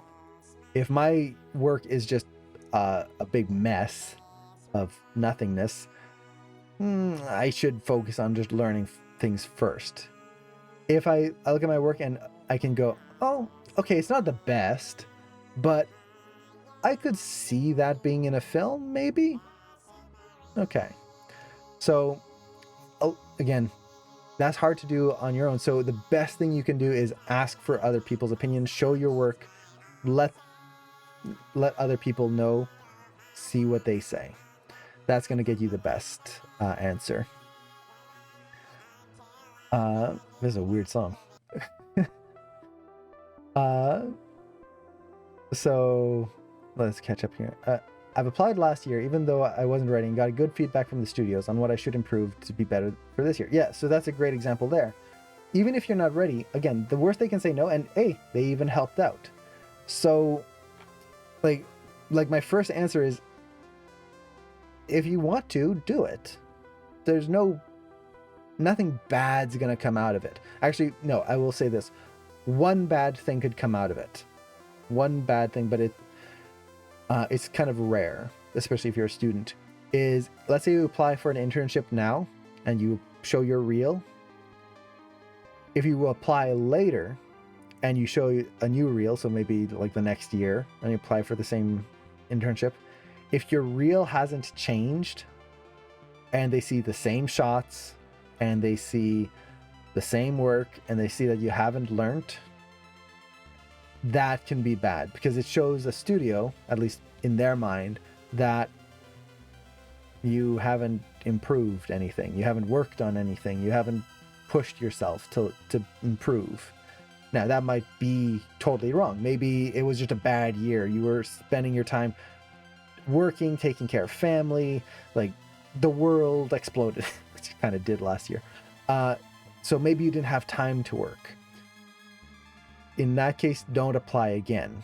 Wait until you have an updated reel before applying again, or else that can give you kind of a, not a bad name per se, but like it doesn't do good things for your reputation. But again, that's only if you reapply to the internship. The first application, it's fine. And usually, if you're in school, for example, by the time the year comes around, you're going to have new work to show. So, yeah, hopefully that makes sense. So, let's go over a few more scenes here. And let's go here. This is a very simple scene. The big thing I want to talk about with this one, and oh, are we done for today? Done with the stream? No, I've still got about an hour, and there's a few other scenes that I want to talk about here. So this one just is another example of the language of shapes, where you have the nature at the end here, and let's actually go back here. Nature at the end, all nice curves. Everything is, there's no straight lines, no triangles. And then once we get to the human side of things, we start getting these more harsh lines. So we've got the bars, once again, perfectly vertical and horizontal. The background is all triangular, and you've got all of these straight lines. I love how the sheep are just, look at that. They didn't even color in the lines properly. But they're using squares again. And even here, as the soldiers are walking away, like, look at that. Square, square, perfectly centered, square, straight lines, and it's all made out of squares. It is so beautifully done. Even the soldiers as they're walking, the mechanics don't work in terms of like a walk mechanic, but it works perfectly for what it's supposed to represent.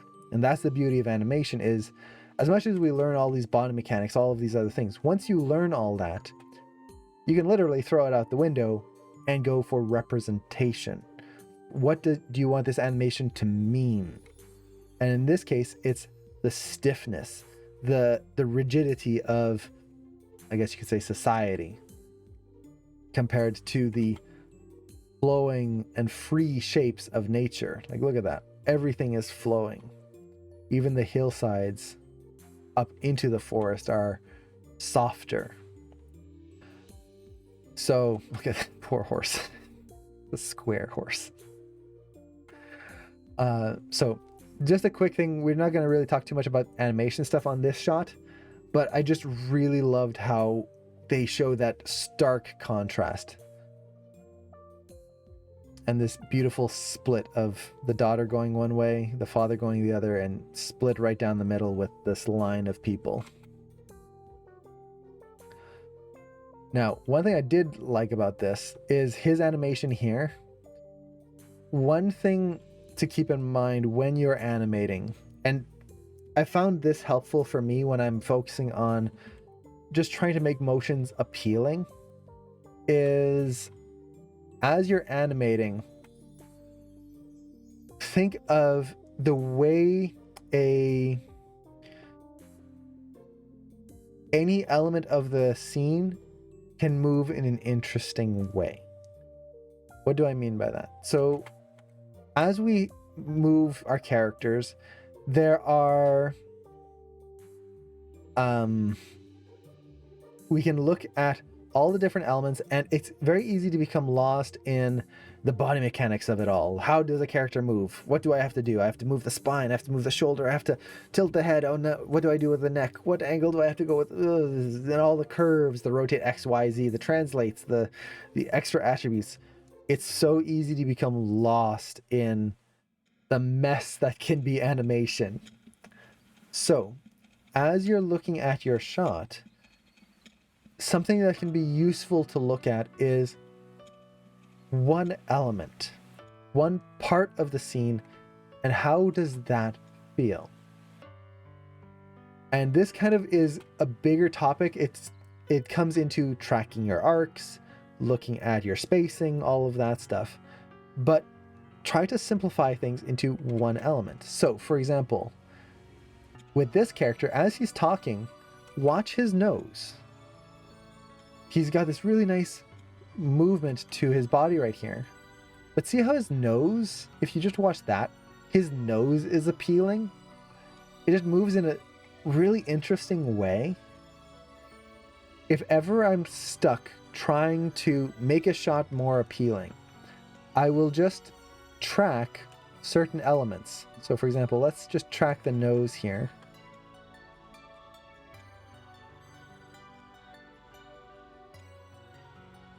And watch what happens. And you can just do this with a sphere, or you could just track the dots on your screen. And another way I'll do this is I might just constrain a sphere, a NURB sphere to his nose, and just watch that. Now the key here is not so much that we're tracking the arcs. Yes, we are doing that. That is part of this.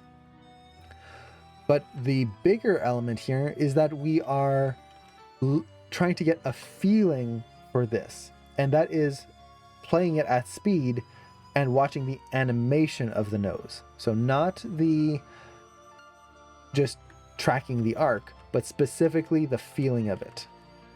So, for example, let's say we've got this motion here. Now,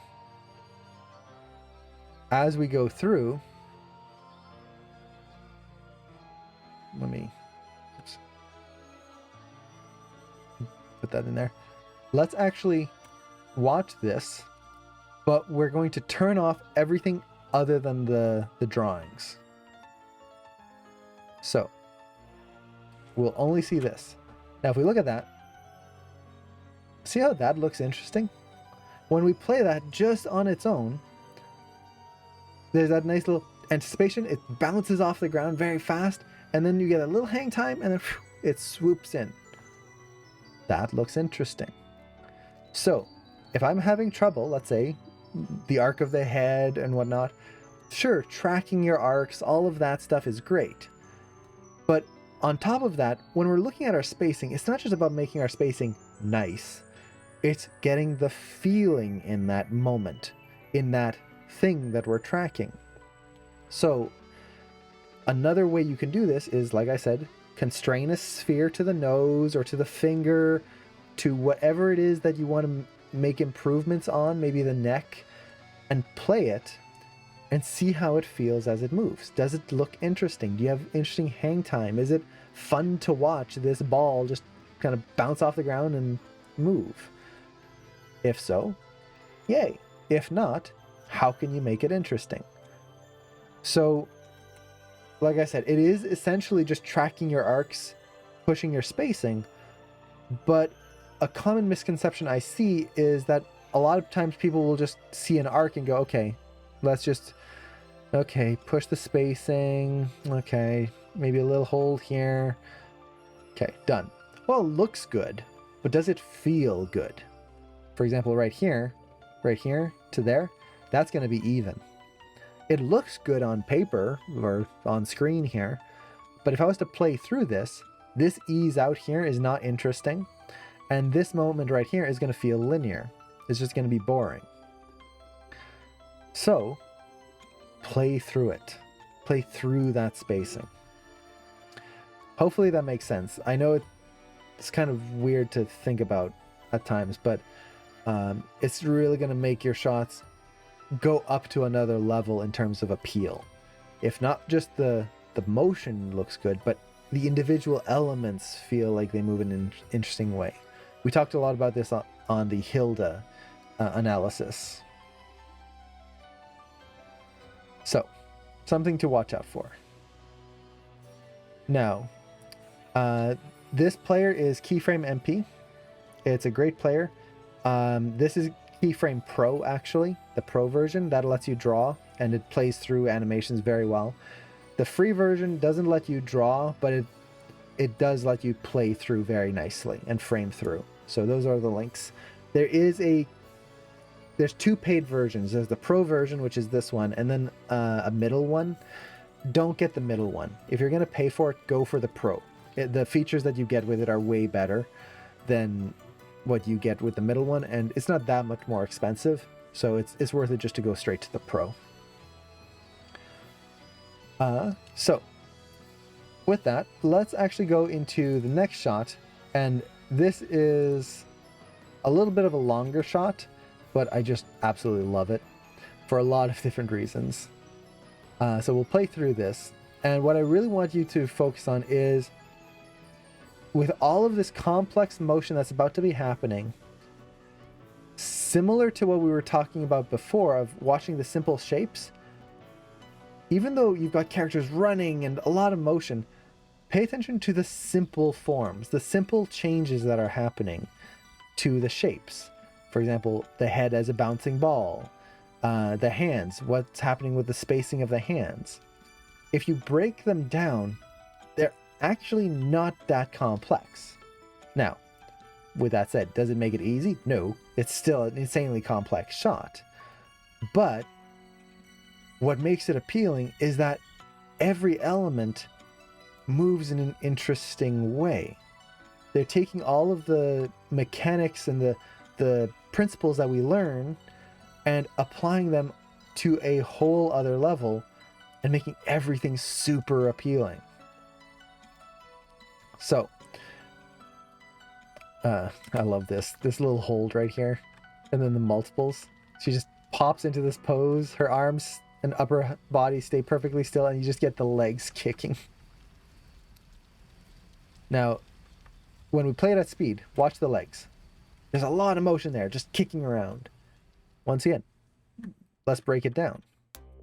If we break it down and just track our arcs, we can track the way it moves. So the leg kicks out first, it's going this way, comes down,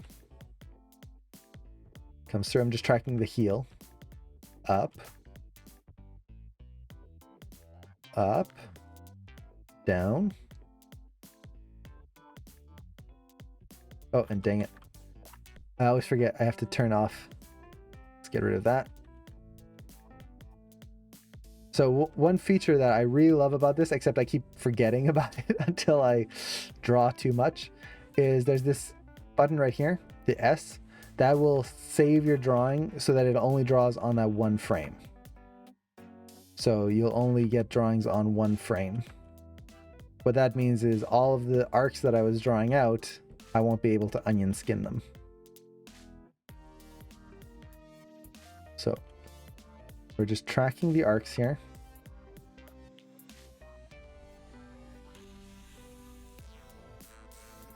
And it's actually repeating the same animation over and over. Okay, and then drop. Okay, so how does that look? Well, if we frame through it, see how it's just cycling? And it's just going in a circle. So it starts out here, comes through, goes down, through, up, anticipates back up here, or kicking down, and starting that cycle over again. Simple. It's just a circle that's doing that, and they're adding a little anticipation for the kick. Like that. So, whoop, like so. And then it meets back and cycles through. They do the same thing with the other leg. It's just a separate circle. And that's it. If you can animate something moving in a circle, you've got that. Now, why does it look good? Well, one, both legs are offset. The spacing is interesting, so that it's not just boring and basic. They've got the multiples, so you can see like 2 copies of the foot here, 1 there, and 2 there. So that makes it interesting. And they're pushing the contrast, so the upper body stays still. What that does is it makes it so that we can really focus on the feet. If everything was moving a crazy amount, so the feet are moving and the hands are moving and the head's doing a whole crazy bunch of things, we wouldn't be able to see what's going on. Even the bird barely moves through this whole time. So, really beautiful moment there. And is the third foot like a motion blur? It's called a multiple. So in animation, you have multiples, lines, and smears. Multiples are when you see multiple of one thing that should not actually be multiple things. So for example, we have 2 copies of that 1 foot. That is a multiple. A smear would be, let's see, I think, is there a good one here? Well, technically this is a little bit more of a stretch than a smear, but a smear is when you start to stretch things out or blur things in order to get a specific effect. I think there's one somewhere here where I feel like I love that little reaction there.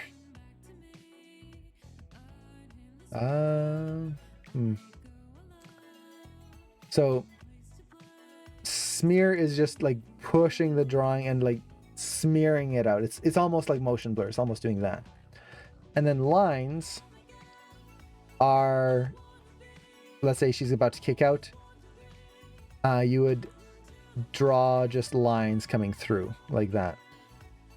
And there is essentially a way to connect drawings. I've actually done multiple demos on all 3 of those, how to create those in CG and how to think about them. So if you're interested, you can check those out. Essentially, it's basically a way for us to make it so that things don't pop. Yeah, like when when the arrow was fired. That's the words I'm looking for. Yes, exactly. So we've got that. I love how the wolves move in such a fluid manner. For anyone who's doing the Taylor assignment at Animation Mentor right now, this is that assignment. So think of this. You could think of the head here, in this case of the wolf, as your bouncing ball going through. And then the whole body here is acting as the overlapping action. It's not just the tail in this case. Now, is this actually how things move? No, this is very stylized. They are using the wolf body here as an extension to make them feel so fluid and water-like. Like, look at, actually here, this is a smear. See this wolf? That's its head. That's its shoulder. Whoop, that's its body. So that's a smear right there.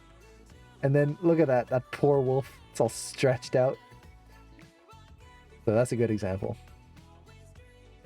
So they're treating these wolves almost as a fluid to enhance the feeling of movement. Now, is that realistic? No. But again, this is where, as animators, we learn all the principles so that we can then break it and create a feeling more than just sticking to what's anatomically correct. But the key here is that you need to know what you are breaking. You need to know those fundamentals first. Otherwise, you're just doing things randomly. That does not look good. So it's, even though we don't have to follow the fundamentals, you need to know them before you stop following them. So here, I just love the overlap here, how her head, see how it reaches the peak there? And then it just moves up a little bit as the arms then catch up.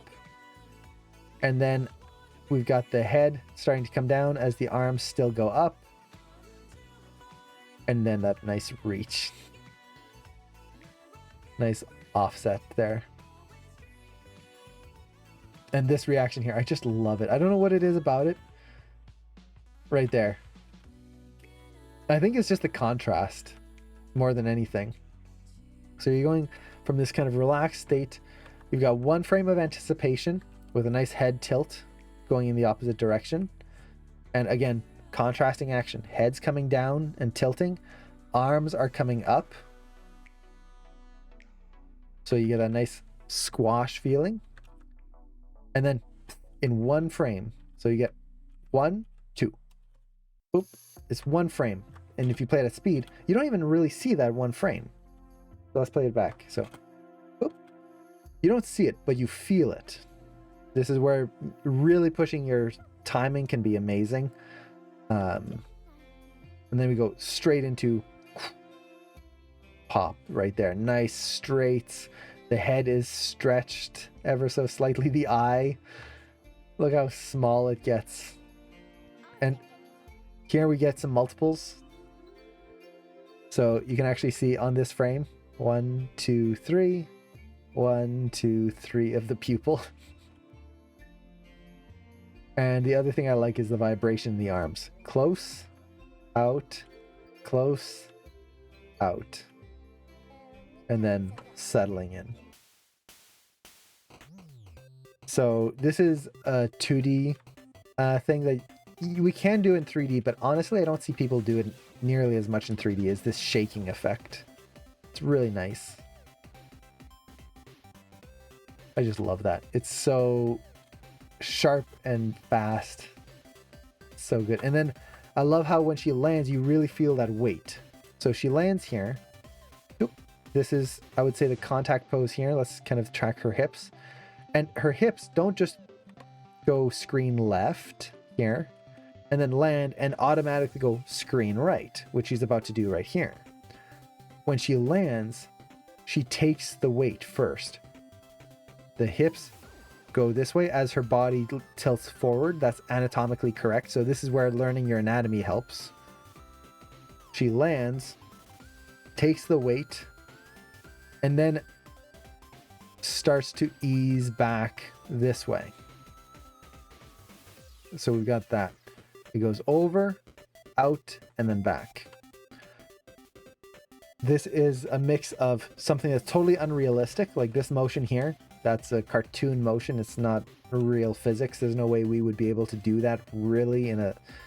We could shoot reference for it maybe, but it's going to be very fake in the sense that we don't do that in real life. And then it ties into a realistic motion that has weight and feeling in there. I love that motion here.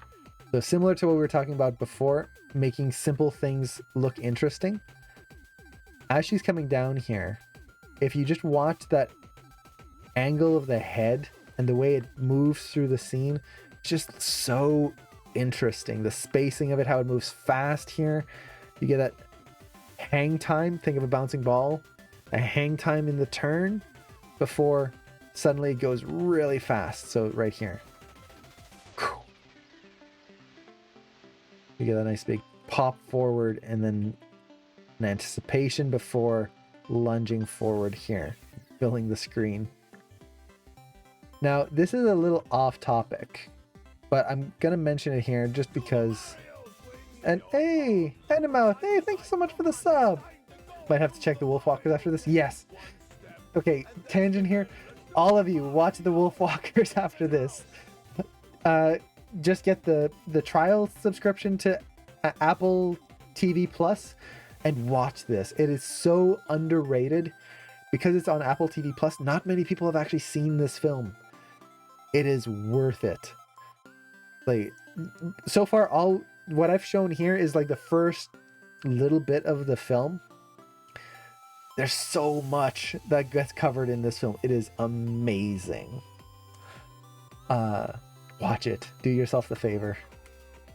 Okay, so the thing I wanted to talk about here is polish in your animation. And this is something that a lot of CG animators kind of fall under the influence of, is we have to make our shots look good.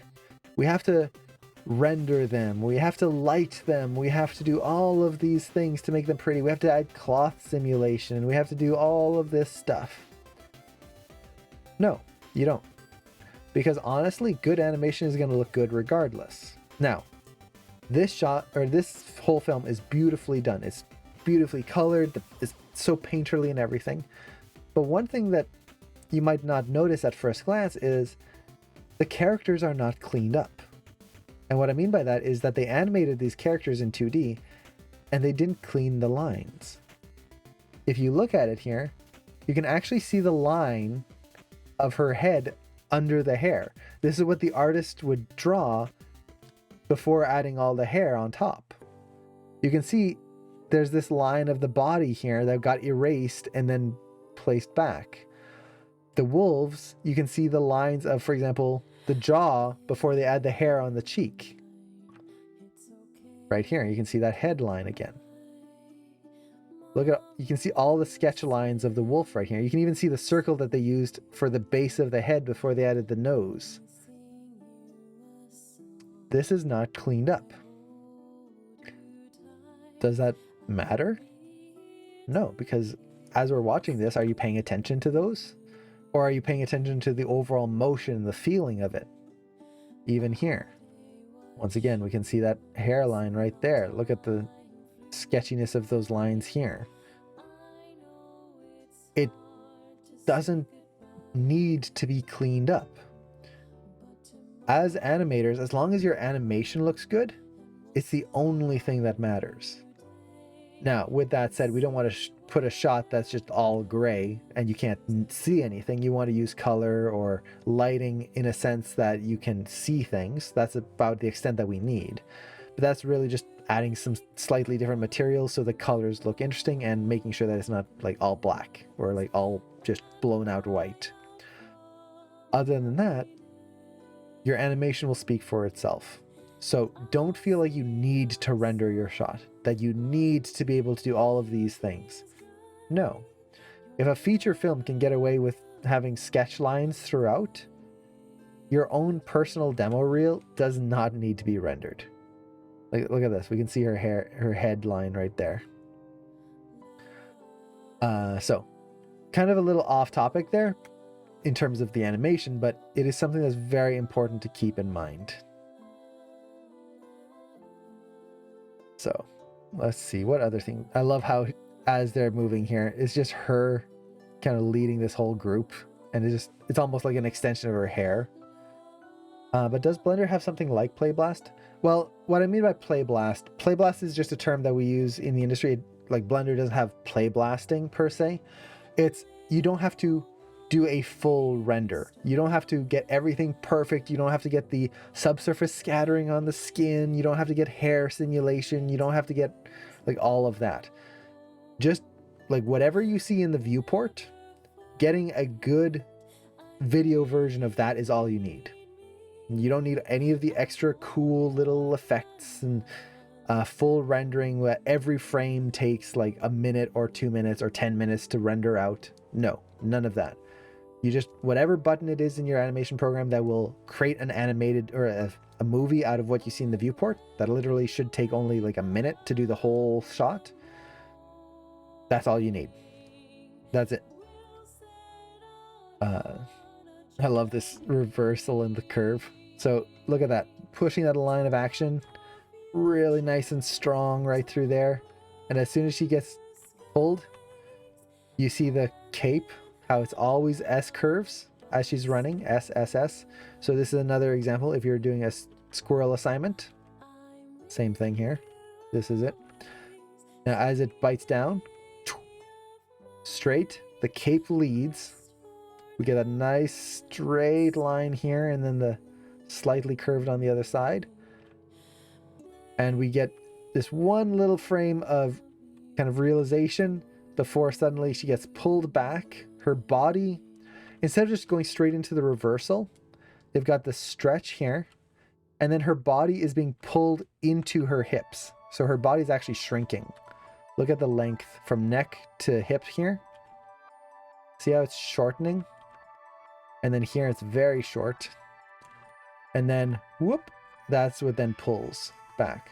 So instead of just kind of arcing back this way and just tilting, which would kind of feel a little weird because it kind of makes it feel like she's just being pivoted, they're pushing the body down first and then up. So it goes down and then around like that into that reversal. And you get a nice full. So good. And once again, we have a very hectic scene here. But if we break things down in their basic motions, for example, the head, This is something I tend to mention a lot to students working on very complex shots. And Tara, thanks for the reminder. When you're working on complex shots, simplify the motions. So, for example, here, we've got this complex shot of the girl running, but this could easily fall into doing this, where the character is moving so much that we don't get to see the face and don't get to see the expression. So don't do that. It makes it so that we don't read what's going on. Instead, if you look at the base motion, the thing that's moving a lot is her hands. Her hands go from one side of the screen all the way to the next, and then back again. That's moving a lot. So you got the hands crossing the body. But the head, as she's running, let's kind of see what the range of motion is here. So from this point, all the way here, and then there, here, and then kind of straight.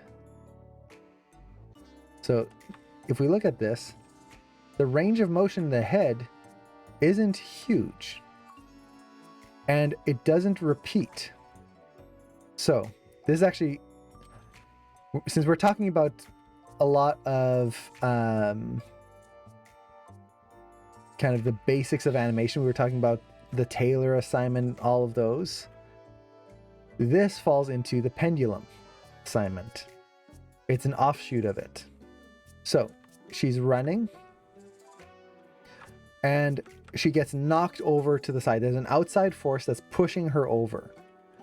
And we see that head go all the way over in this direction. Now, once she's done that, just like a pendulum swinging, it has to swing back. She's got momentum and weight to her body. So she swings back, but notice how she doesn't go as far as she was before. So she's here, swings over, and then as she stops, she ends here, which is actually just pretty much right where she was before staying in that range. So she's now staying within this range, small. We had a big leap back, and then she gets knocked again, over, swings, and then when she comes back, she used to be here, now she's here. So it gets smaller again.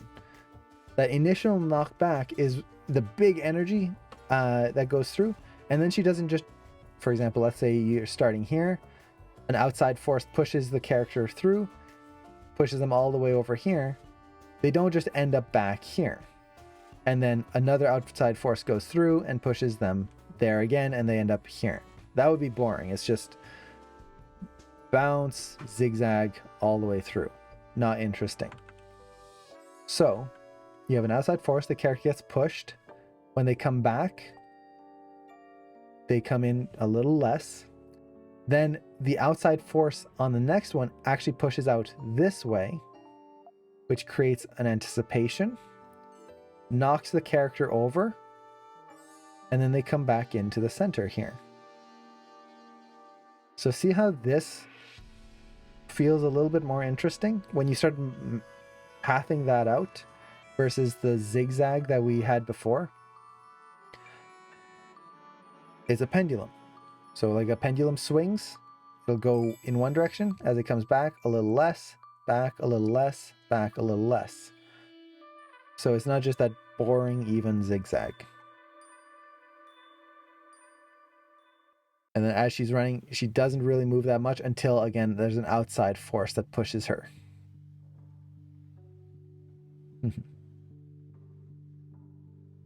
Such a good film.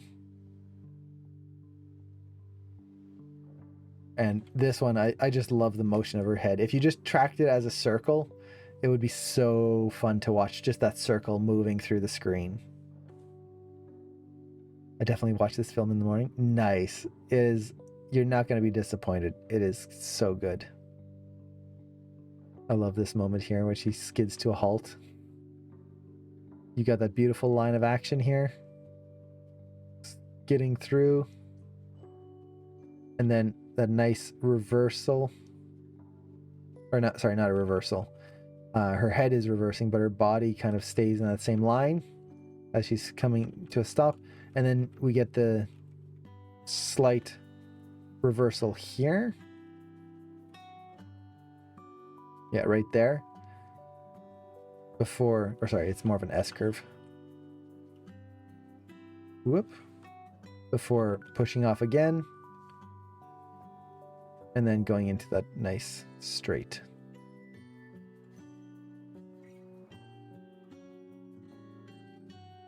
I love that little hop. So you have her contact the ground, and this is what I really like. She doesn't hit the ground and then just bounce off. We contact here, that's the contact. And then it slips on the ground first and then pops up.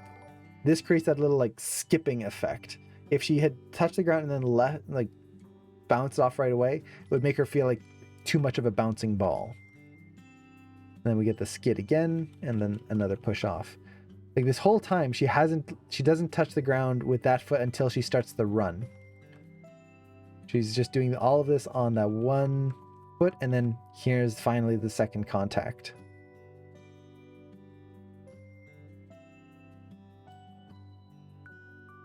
So good.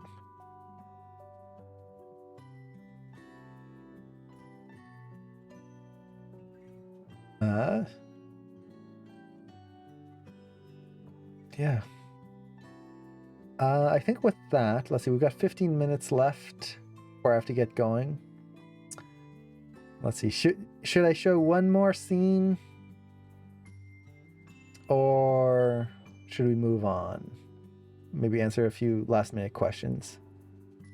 Let's see. There's a few scenes that I did want to show. But if I want to do a feature animation reel with a cartoony style in the future, what do you think the first shot in my reel should be to stand out? Honestly, it's whatever you want it to be. The true honest answer is a good shot. Regardless of what reel it is, whether it's a cartoony reel, a VFX reel, whatever it is, as long as it's a good shot. Does it have to be a dialogue shot, an acting shot, a pantomime shot, a body mechanic shot? Honestly, doesn't matter. As long as it's good and captures the audience's attention, or the recruiter's attention specifically. So, yeah. Do whatever inspires you. Do a shot that you feel like you've always wanted to do. Or do a shot that, as you think of the idea, it's just like, that would be really cool. Because if it's a shot that you're inspired to do and you really love to just, you want to do it, you're just going to get better work. And Jukes, thank you so much for the sub. And heyo, how's it going? Hello. It's been a while. Thank you so much. Hope you're doing well. See, how long should you spend on poses when just starting out? I want to prepare for A101. There's no set time. Honestly, like, you could spend a few hours on a pose. You could spend a few minutes on a pose. It depends on what you're trying to practice. So for example, it's the difference between doing gesture drawing, where as you're drawing a pose, you're trying to do it in maybe like 30 seconds to a minute. So it's just take a pose. Ideally, you should have reference for this. Don't just draw it from imagination. And you're just trying to capture the feeling of it that leg's way too short. Very quickly.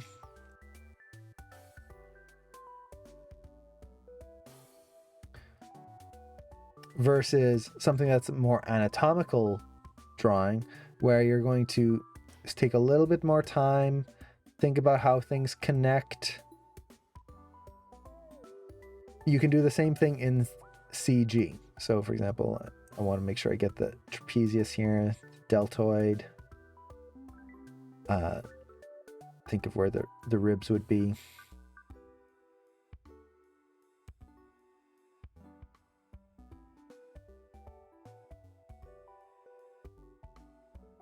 So honestly, the amount of time doesn't matter. You could even just do until you have a good pose.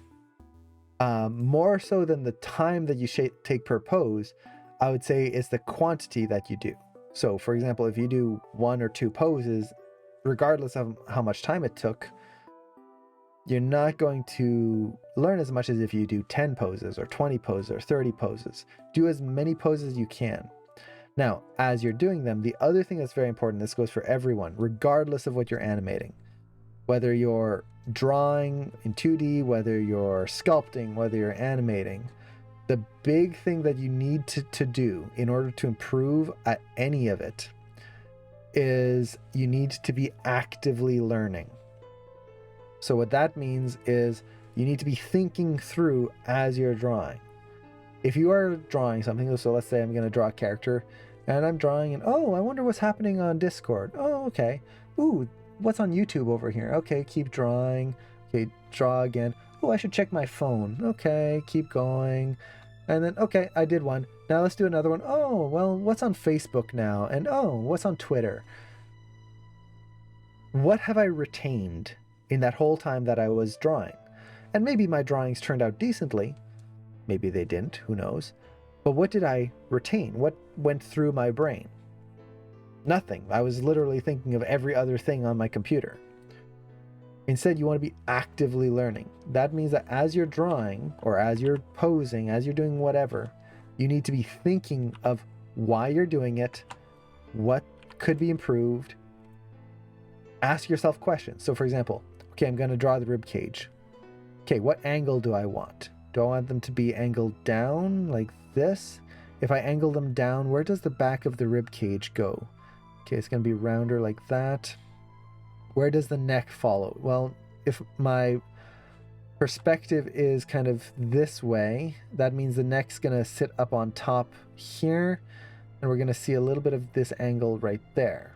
The shoulders would be right around there. Maybe the pectoral would be kind of right there. Okay, so I'm trying to think of all of these things as I'm drawing. I'm asking myself these questions. When I'm animating, I'm doing that all the time. Is, okay, why am I moving the character the way that I'm doing? Why am I doing this? And you need to answer that question. You need to have a reason to do that. Otherwise, it's just doodling for the sake of doodling, or animating, just moving things, and you're not going to get a good, consistent result. And additionally, if something does go wrong, you won't know why. So you ask yourself the questions. You think your way through it. You look at reference as you're doing it. You really pay attention to, okay, what's happening in my reference? Why isn't it working in my shot? Get that understanding. If you don't understand something and if you can't answer the question, look for an answer. That's what's going to get you to improve. It's the amount that you do and the amount along with active learning. If you do 100 poses and you're not paying attention to any of that you're doing, it's not going to matter at all, honestly. So don't worry about the time. Worry about the active learning. Hopefully that makes sense. Yeah, and like Jerome mentions there, you'll get better and faster with time. So like for me, when I was in class 1, a pose would take, like Jerome said there, an hour or 2 per pose, if not longer, to polish it up. Now I could do a pose in like a full Maya pose in probably 5 or 10 minutes if I'm not explaining my way through it to like a classroom environment. And yeah, it's not long at all. But that comes with practice. So don't worry about the time. And you're just going to get better. Let's see. Still working on my Star Wars animation. So yeah, just feeling nice. That's awesome. So I think we had one vote for one more scene here. Yeah, let's take a look at one more scene and then I'll have to call it here. Unfortunately, it means that I won't have time to go over anyone's work today, but maybe next stream, unless we're doing another big demo or something, which I highly doubt, we should have time to look at people's work on the next stream. So let's take a look at which scene. We've got 2 left. Both of them, there's something I could talk about. Which one's more important?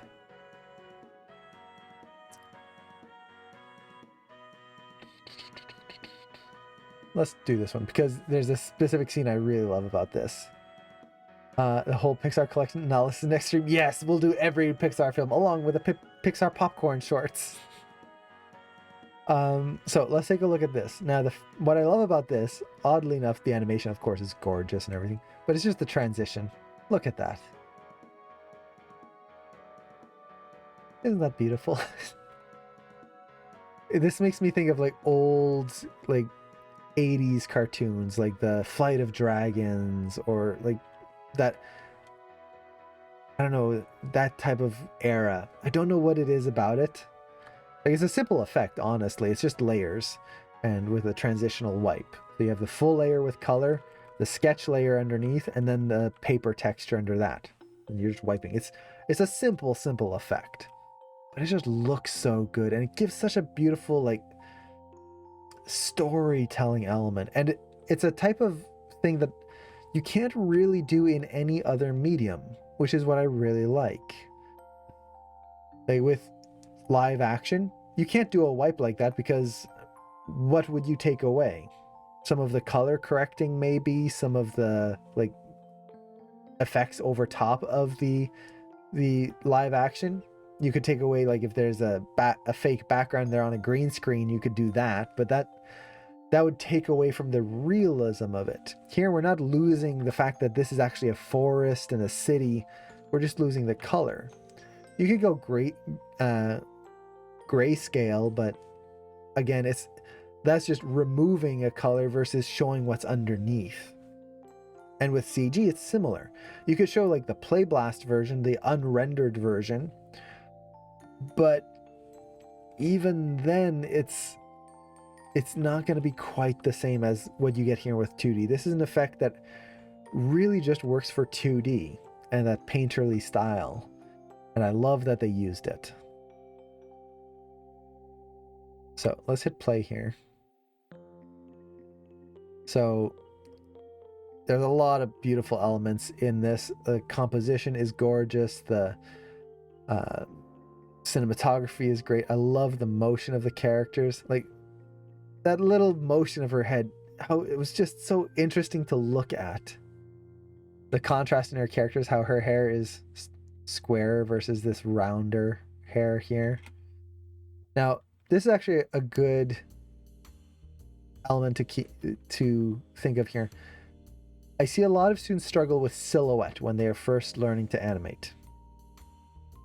And in terms of silhouette, they try to keep everything clear so that you can see the hands, you can see the elbows, you can see the feet, you can see the head. Everything has to be visible in silhouette. That is not what silhouette means. For example, this is a good silhouette and is literally just a ball. It's just that. So, silhouette really means the clarity and intent of a pose. Is that clear when we just look at the outside value? And in this case, these two girls just sitting on a branch, yes, because we recognize this as different than this. If both of their silhouettes were just that would not be good, because now which girl is which? We can't tell by their shape. But here, we can easily tell. That versus that.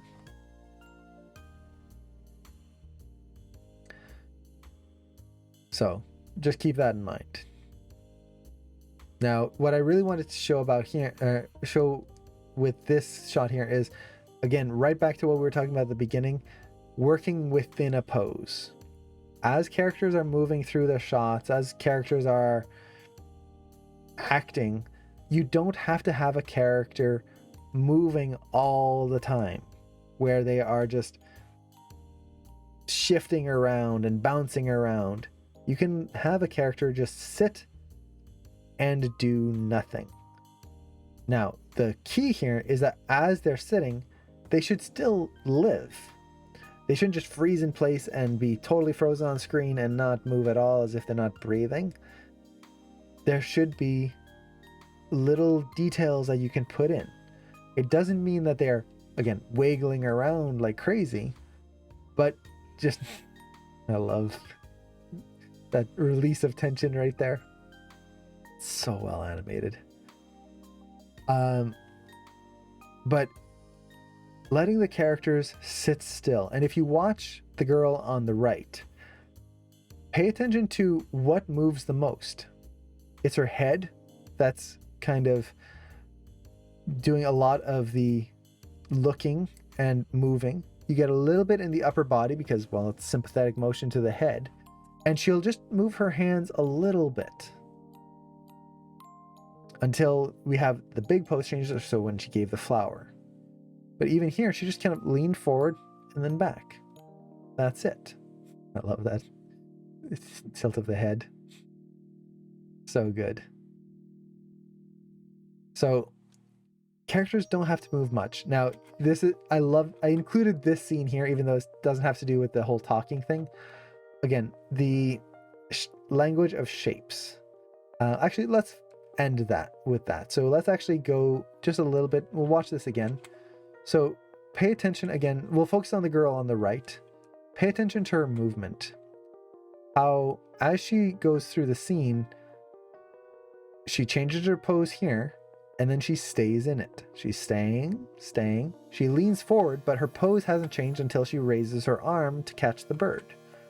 Then she stays, and she stays. She turns her head, but her pose has stayed the same up until she tilts herself down here. So we're able to keep a character still. It's not a bad thing. Let your characters live in a pose for a little bit. So here, for example, she stayed in that first pose until she reaches out for the other girl. And then she stays in this pose. And stays there. Until she grabs the hair. So, such floofy hair. So there's a lot of other things we can focus on in here. But that's kind of the big one that I really love about this scene is how subtle it is. It doesn't need big, frantic motions. Even just this head turn here on the girl on the left. She's looking here. Her eyes kind of lead the action. So brows lead down first. Then her eyes go up, which tilts the rest of the head up a little bit. So eyes go, adds a little tilt to the head. And then as she changes her eye direction, that tilts her head again. So the eyes lead, causes the head to change direction.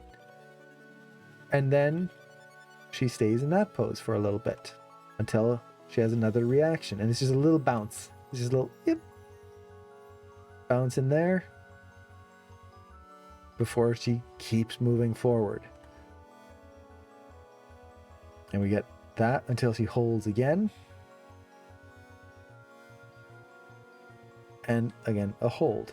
So as you're animating, as you're shooting your reference, again, keep in mind that you don't want to be constantly bouncing around, nor do you want to just be sitting absolutely still. If you've got a shot where a character is doing the whole shot and they are not moving, and maybe you're gesturing with your hands and your head, but your feet never move and you just kind of stay glued in place, not super interesting. Again, let's look at these characters. Pay attention to their feet. I know they're not standing, but even look at where they're sitting. So I see a lot of shots where people have characters sitting and they just literally are glued to the chair. It's almost like they just sat in a pile of crazy glue, got stuck there, and now they live there. And they'll act and move, and their hips do not shift.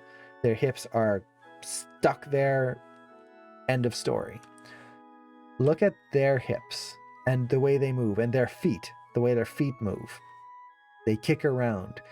The girl with the orange hair rotated where she was sitting, moved her feet around. Again, moved her feet right there to put her hand between them. And then here she'll kick back over when they flip back up. Let's see. Right here. You could feel the weight shift in her hips right here. Look at that. See how you feel the hips? If we kind of just draw, well, actually, let's just mark the corners of the hips here. it anticipates right there before tilting forward. And you can even feel that line of the hips change. How it starts off there, to exaggerate, it flattens out and then reverses. They have a hip reversal on just a lean forward. The girl on the right, as she lunges forward, her hips kind of go here, and she lunges forward and she actually scoots herself forward on the branch. That is very important. And my camera just froze. I'm great at staying still. Turn that on and off again. Hopefully that'll... There you go. Aha. I was just talking about not having characters stay still, and I proved why it looks weird. So keep your characters alive if they're moving, or sorry, if they're staying still, but don't have them move too much. You don't need it unless there's a point to it.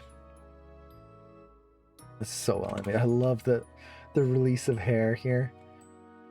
Yeah, that nice super straight in the hair, and then a little bit of reaction in the head, but mostly it's the hair. Just, you can feel that spacing of the hair, how it's moving much further than the head. So even though they're all moving on the same frame, you feel the hair leading the action. So the spacing of the hair is huge. And then it overlaps right on top. And I love how her reaction is actually a little slower. So the hair escapes and it takes her a little while to catch up. That feels really good. It makes it so that it doesn't just everything happen at the same time. Now, the last thing I did want to talk about is right here at the very end, kind of going back to one of the original topics here, is the shape language. We've talked about waves, we've talked about squares and triangles, how in the forest everything is wavy, in the city everything's square and rectangular or triangular. It's very specific. Throughout this film, there is another shape that is, I wouldn't say it's hidden throughout, but it is part of the film, which is circles. And in this film, at least to me, the circles tend to kind of represent like peace and things coming together harmoniously. Like all the good things in the world, I guess you could say. And they use that with circles. So for example, as it's going through here, we've got the character sitting on a half circle right there on an arch. As we go through and she combs her hair and they're becoming friends. Let's see, was it right after this, I think? Or was it before? Look at that. The light is a circle right behind them. Now it's a vague circle, but it's a circle nonetheless. And on top of that, as we go through onto the next scene, which is right here. I love the way she falls. That little hang time right here. So she drops, and then there's just this little whoop hang time before she drops again. Such a nice little detail. But right here, as they jump, for just a moment, it's a perfect circle. And this is what I love about this. Like, this is something you can't do in live action. This is an animated moment, and I love it because of it. It's one of the big things with animation that I try to embrace as much as I can is, if you're going to animate it, do more than you can in real life. Otherwise, why animate it? Why not just do a live action film? And here, they're using that. They're using that shape of language within the characters, within every element. And there we go back into the circle here, and then you actually have a secondary circle right there, and actually it's just all of these circles going through. So just beautiful visual storytelling. It is wonderful. So yeah,